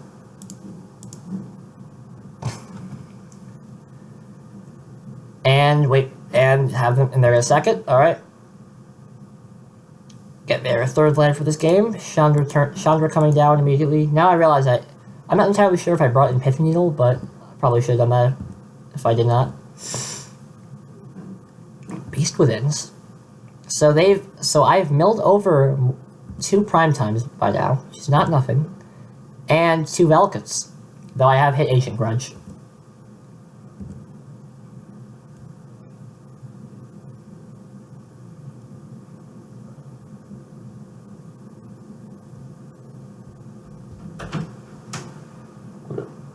What? Anything spicy? You might want to see this. What? Oh, baby, this gentleman over here, if you'd like to show the camera, showing off his newly acquired Tabernacle at Pendrel Vale. My god. This must be what it's like to be able to shove $1,000 up your butthole and call it a day. My god, that's beautiful. I should probably be wearing whatchamacallit. Protective gloves, or, Yeah. or at least protective socks. I mean, it's MP. For sure. Alright, so what do we do here? Do we Surgical Valakut? So 1, 2, 3, 4, 5. I think we Sure, the top here is a little banged up, but I mean, here's him. If you care to take a... Ooh, whoa. Yeah, that's good shit. So I'm going to try to play Ashiok here and actually steal their prime time. Other than that, see what we can mill over. I mean, because we do have a Ghost Quarter here. That's so beautiful, Jesus Christ. So slam Ashiok as soon as possible. Bridge whenever we need to. And then we've stolen a Valakut. So whatever Valakut they get immediately gets blown up by Bridge, which I'm cool with. So the problem here is 1, 2, 3, 4, 5. The problem here is Playing Arch Enemy Commander if you ever want to do this. I will as soon as this game is done. Yeah, I'm going to then probably take their prime time on the draw step, of course, because they look like they're playing it. So Primeval Titan, yep. And if it's in their hand, it's in their hand. If it's not, it's not. Chandra, that's not good. So we are at a relatively low life total to play against Chandra, but I think we have the clock in hand to deal with her. Besides, he has no other ways to actually deal damage to us. Yep. Chandra Torch of Defiance, the Planeswalker I have lost most to in Modern.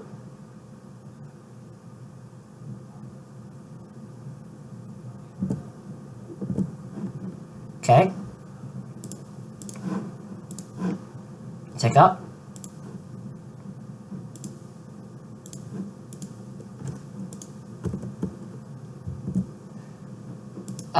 Then glimpse them.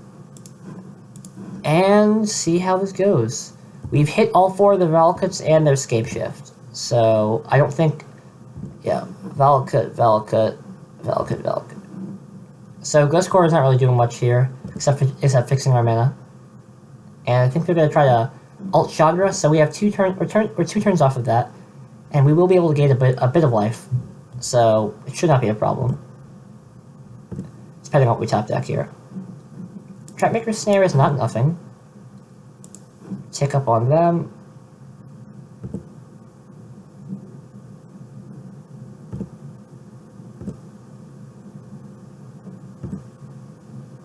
I mean, I'm just hoping they search so I can trap them, but...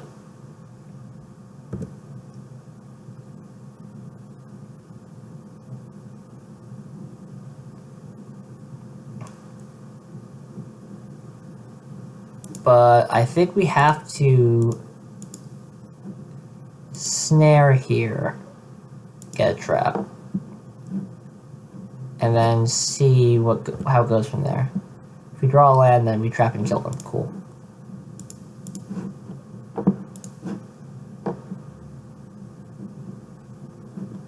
Alright, so lands.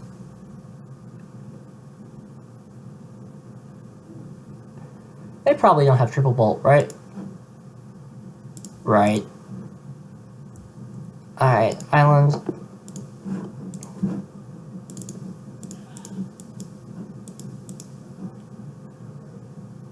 And there's 0 cards in their library, and that is us winning a match, taking down red-green Scape Shift.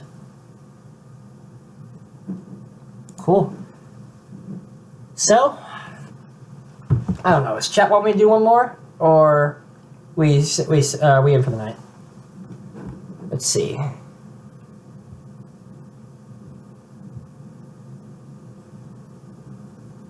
I'll do one more.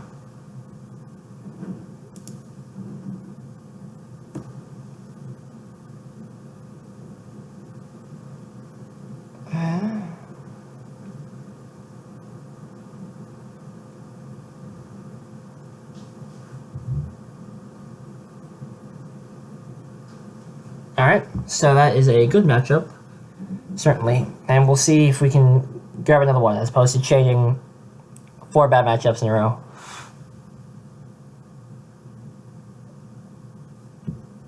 Into an acceptable one.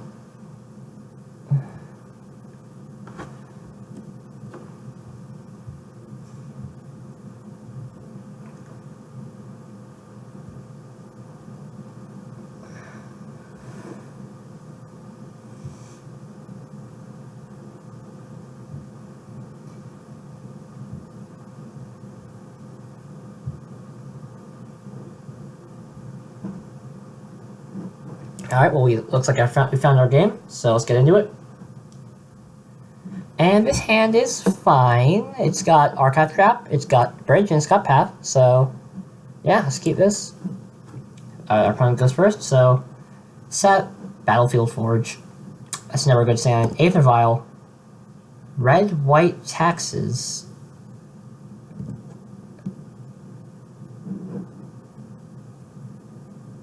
We'll play a land, and we'll pass. Probably gonna... Might be humans here. Path is good. Which path is good because it forces them to trap. Well, it forces them into trap.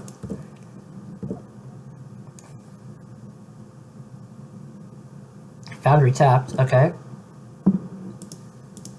I'm terrified of Blood Moon here, but that means it takes... But...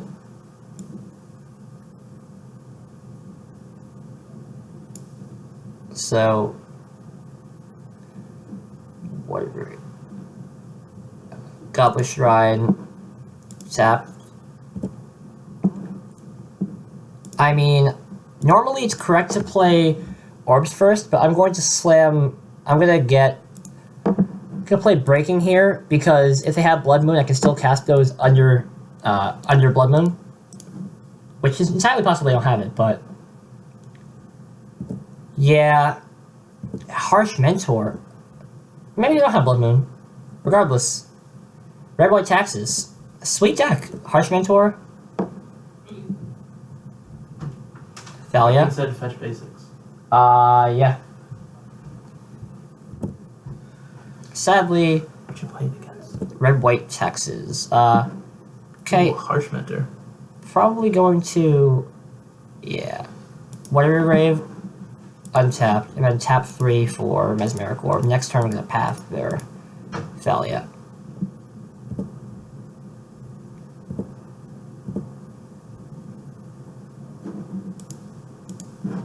Let's see what's going on here.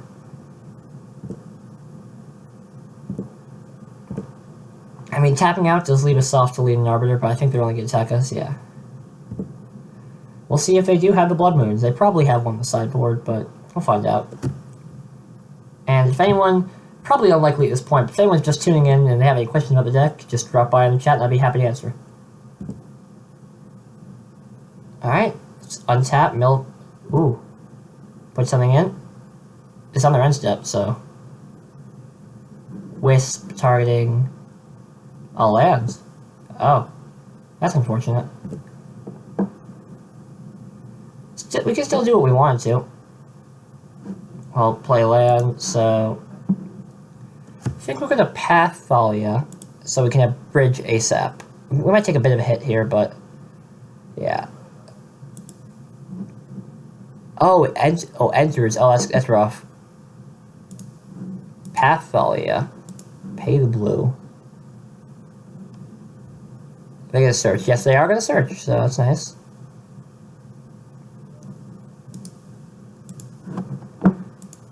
Hit him with a trap. Harsh Mentor, P and Kieran. Cool. So, they have 23 cards right now, so I am going to fetch up a basic island, and before they have any chuckling around to do, just draw 3 cards, because... Oh, crap. In response... Control, no. So, end step, I would not like to pay 2 life, but I'm playing the Archive Trap, chuck it at him, and there we go. So, our opponent currently has 13 cards in their library, and between Snare Bridge and Shelldock Isle, and Mesmeric Orb, they are very unlikely to be able to kill us before we can kill them. And with one orb already on the field, they have 11 cards. So, let's see if they get down to business. Defeat the Huns. In this instance, and I'll admit, in this one, we are, in fact, the Huns. Not the worst thing in the world. They knew how to... Well, they knew how to ravage Asia.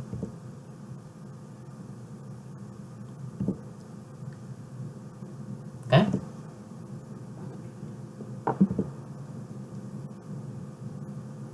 Okay.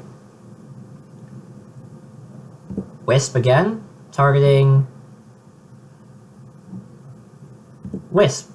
Oh, so they're gonna take something on our turn. Well, I think they're dead now.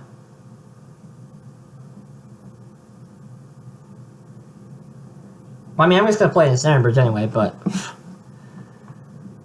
Okay, so yeah, now they're dead.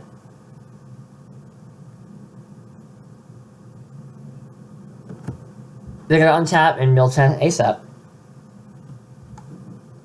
So I don't think they ever get that Flicker Wisp back.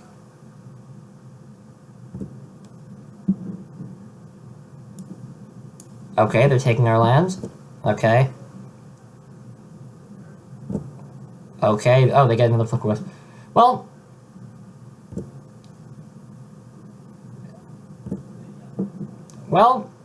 funnily enough for them, we get to kill them now by playing Mesmeric Orb.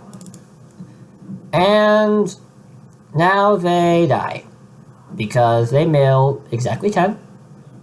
And I'm not going to take damage from my fetch lands, though. That's pretty cool. Shocking people, making people pay for their shocks again. And they are going to die. Because the triggers do not care whether or not you have... Oh, the 4 Flicker Wisp draw. The triggers do not care whether or not you've already tapped out or not. Restoration Angel. I'm not entirely sure my opponent realizes this, but they are 100% dead. The triggers for Mesmeric Orb go on the stack whether or not the orb is there or not. Okay.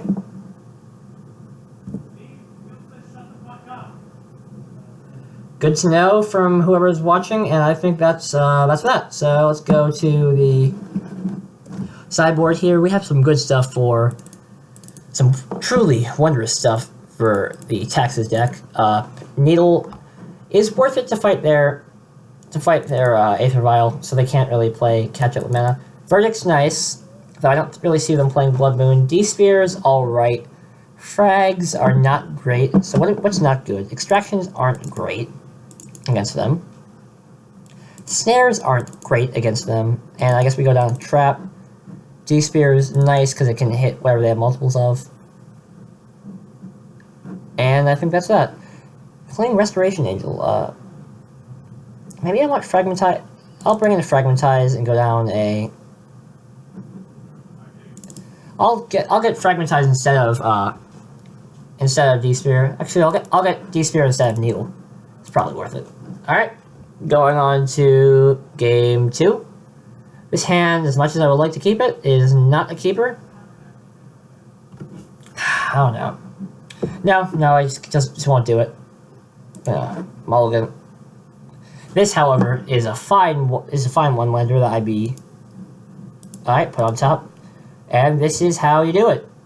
As my good friend Will Smith... Well, that wasn't Will Smith at all. What am I talking about? So, yeah.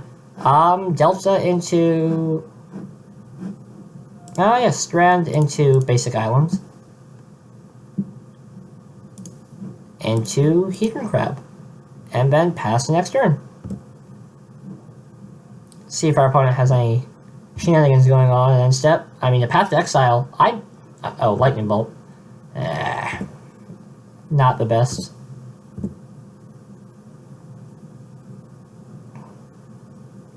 Leading Arbiter? Oh no. That's not good. That's not good at all. That's not good at all. Alright, well, we don't have any lands. Yeah. Did not really consider them slamming Leonardo turn 2. So, yeah, the Taxes deck is pretty sweet, but rough to play against if you're not making the right plays, which obviously I was not there. So, yeah.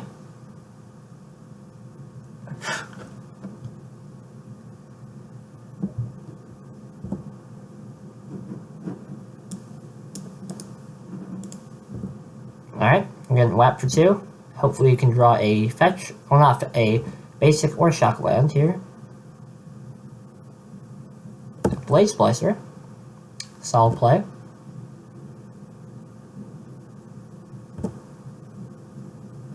Shelllock Isle is not nothing. It will allow us to... Let's see, so we want Incursion underneath. Shelllock Isle will allow us to try to ignore Leading Arbiter and try to kill it with and try to make them search with Path to Exile, which will which will let us get Archive Trap out of our hand and make, what is it? Vigilance and Haste, alright.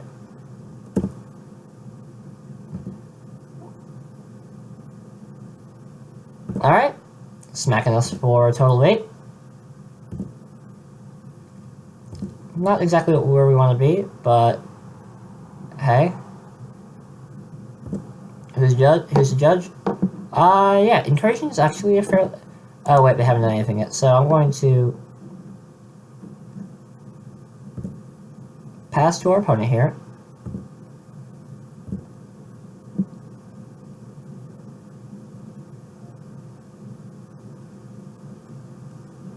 Alright, upkeep. So what do I want to do here? Do I want a Fatal Push or Path to Exile? I'll go down to 6, and I can get smacked for 6. Actually, I think I'm just gonna Path to Exile whatever they Slayer Stronghold up.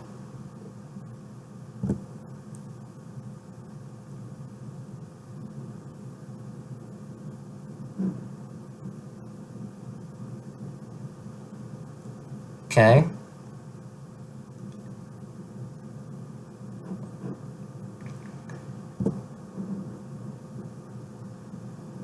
So they're swinging for a total of 8.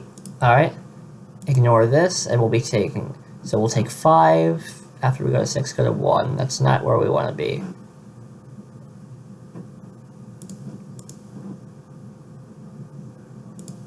Sure. I'm going to... okay, let's see. So we can go to... So we can go to... We're taking 3, 4, 5. So we'll be going to 3 or 1. I'm cool. I think just get Swamp here is fine. Then go to 1.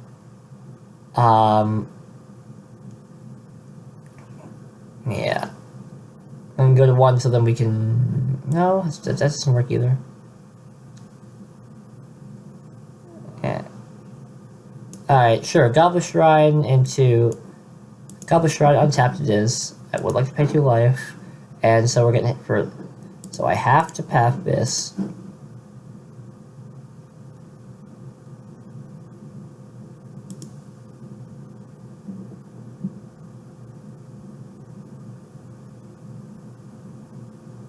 Okay, take a decent number. And hopefully figure out how to produce a blocker next turn and don't get bolted.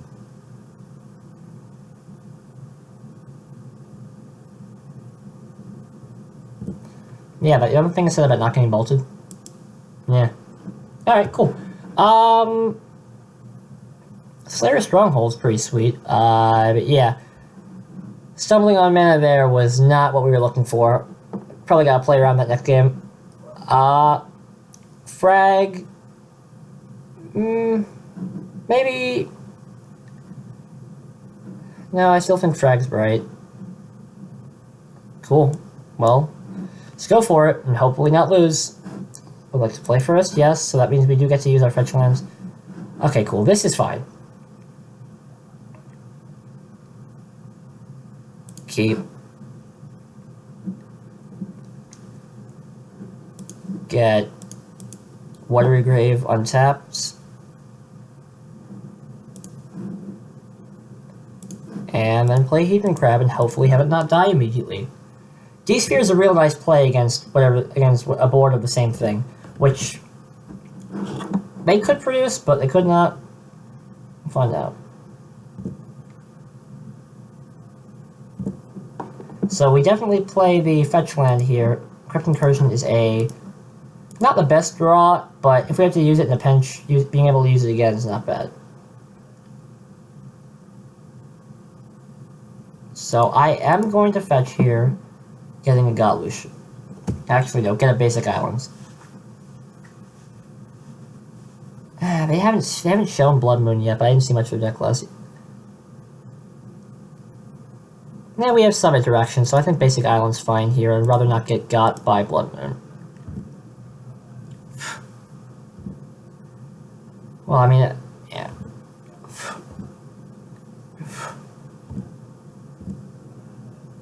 Alright. Ghost Quarter.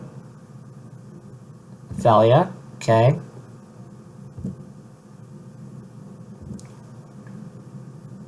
Hopefully I can get a... Ooh, Lust Alliance is not bad. I will pay 2 life, yes, and I will hit this. Being able to sack Thalia would be real nice.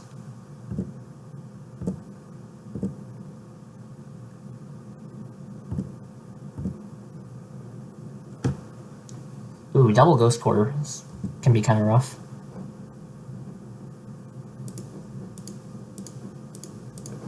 Alright, you sack a creature.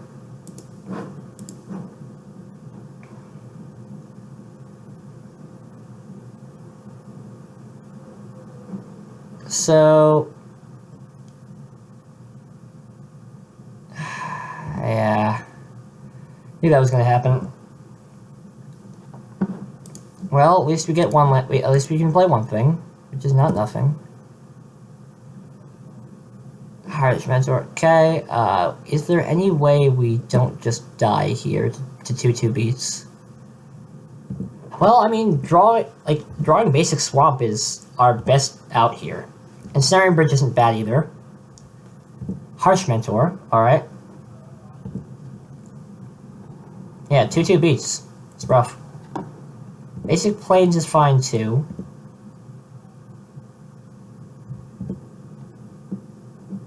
Frag, not what I was looking for. Yeah, maybe Frag wasn't the best sideboard plan for Mages of the Moon.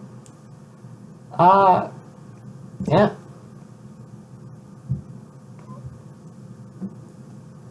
Alright, they're gonna smack us for a total 4.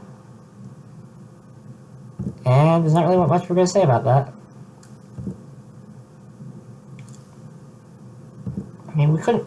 There's no real way we could have gotten black mana with Under Blood Moon with Floodstrand. Ooh, oh. Well, if we draw Plains, it's not bad. Shelldock is tapped non-basic mountain, which is still milled them for 3. Like, we get smacked for 6 here, but if we draw Black Source, we're pretty... If we draw Swamp or Plains, we're fine.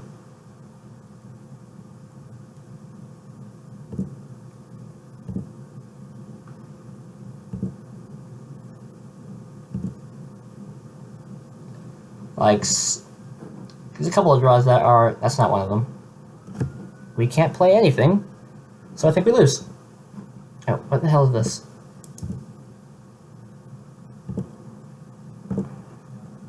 Oh, yeah. And there's the thing where we die.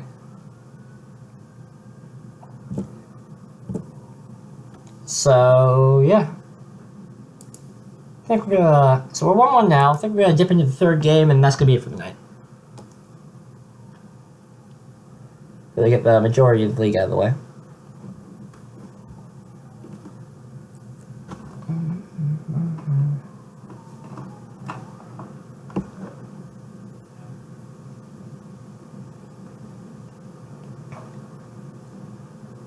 Actually, I don't know.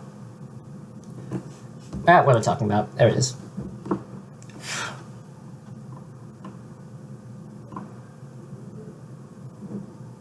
Cool. I would like to play first, yes. His hand... Gonna mull, because there's better 6s out there. This is a better 6. There we go. Keep. Scry. Path on. More interaction's not bad, depending on the matchup.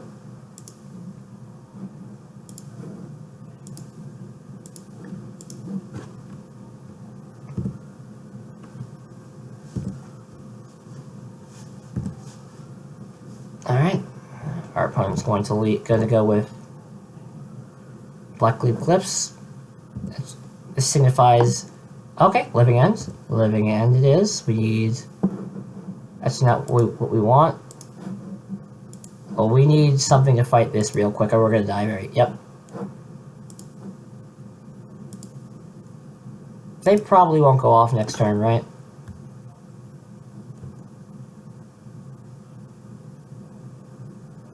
They probably won't go off next turn. I'm gonna eat those words, but they probably won't go off next turn. It's entirely possible that we mill over a living end, and then Visions finds its way to surgical it. But are they cycling? Whoa. Oh yeah, they're cycling. For a second there, I thought they were, but a living end here is too. If we draw, okay, the living end is becoming worse and worse. Yep. Yep.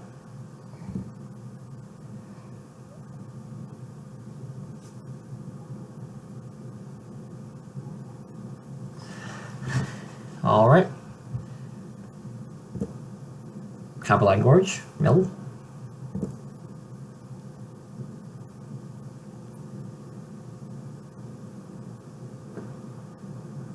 Alright, cool. Well, they're gonna leave us to our draw. Ghost Quarter and Gobbler Stride is not nothing. Gives us 2 paths, which is good.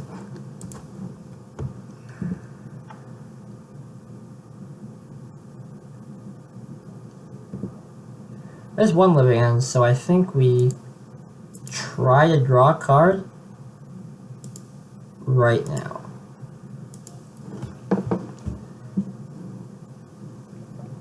So that if it was Surgical Extraction, we probably would have won the game by surgicaling it in response to the Cascade trigger, but that's not the life I'm living right now.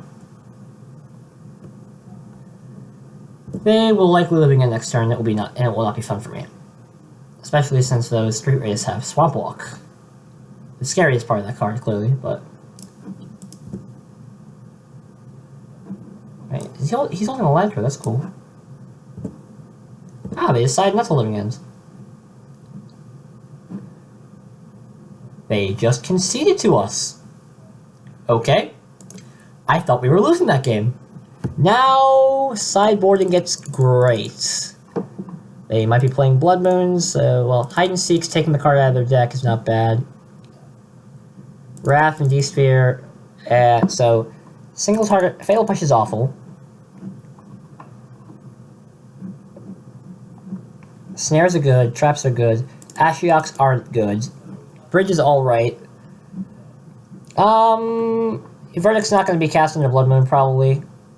I don't know. Visions is not bad. Maybe cut Orb? Yeah.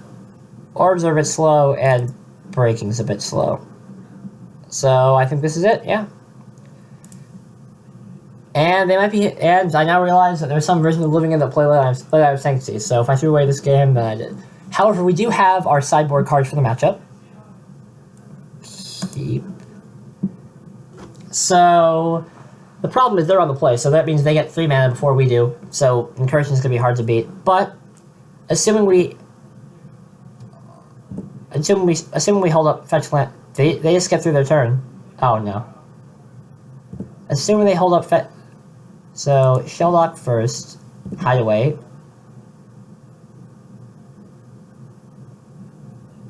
Bridge is nice.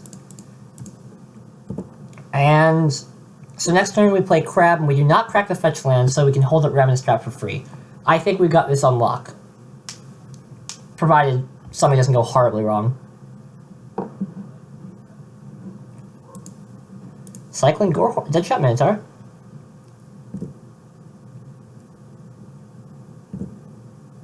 Their turn.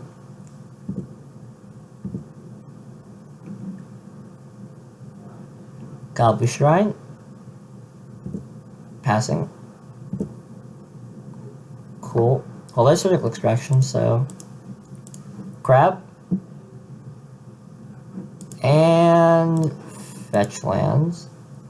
Mill them for 3.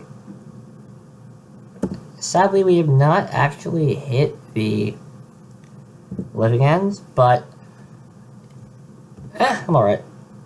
So the plan here is to, in response to the Cascade trigger, crack Blood Strand to mill them for, to get a land, on landfall trigger, mill them for 3, and then Ravenous Trap for free, which is, if I'm being honest, a decent plan.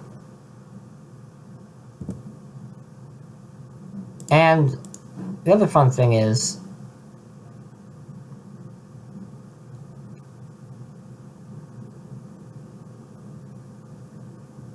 okay, gotta get a Goblet Shrine. Even if they decide to living end after this, we still get to, so we have not hit the living end yet. So, gonna do it again. And just gonna black. Gonna try to glimpse here. Just speed up the clock, because we can die if they just slam a threat. Hard Broken Land cycle a bunch of times. So yeah, and they are dead in a few turns. Updating the records. Because I'm getting yelled at. League records, properties, 1-1. Match records, properties, 1-0. Alright, cool. Well, there goes this. So, we have not gotten anything that's worth surgicling yet. So, we're just gonna pass to them and be ready to hold up Ravenous Trap whenever we need to. Cycle.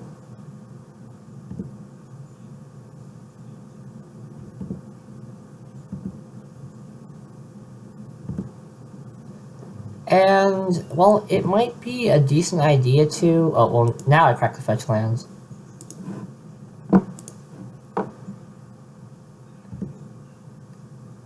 And now I get to hold up Crypt Incursion in response, which is real nice. So, I guess we just pass. We keep playing this game. Well, actually, no, I'm gonna crack... Gotta crack one Flood Strand to get a basic... Plains. Mill them for 3. And there's the Living Ends. Spirit Gut. So I can just surgical Living End here. I'm sitting with a grip full of sideboard cards that make Living Ends unresolvable. And I think we just got this game. It's just a matter of time.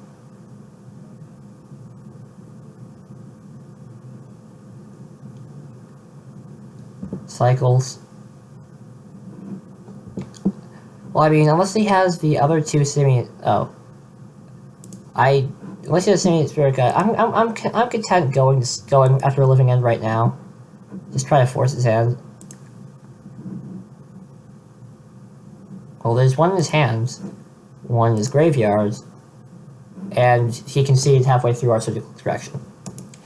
So, I think that'll be it for tonight. We are currently 2-1, and if you'd like to see the rest of this Dank competitive league with Dank Esper Mill, I'd suggest tuning in at 7 p.m. on Tuesday. Thank you for dropping by and sticking with us relatively late into the evening. And yeah, if you have any questions about the deck, drop by next time. I'd be happy to answer them. And if you could please follow us to help us get to that 50 follower mark, make a little bit of cash off of this stream. It really expand our horizons, get more streams going more often. I'd be very appreciative. And once again, thanks for dropping by for Dank Mill, and depending on where you are, have a good night.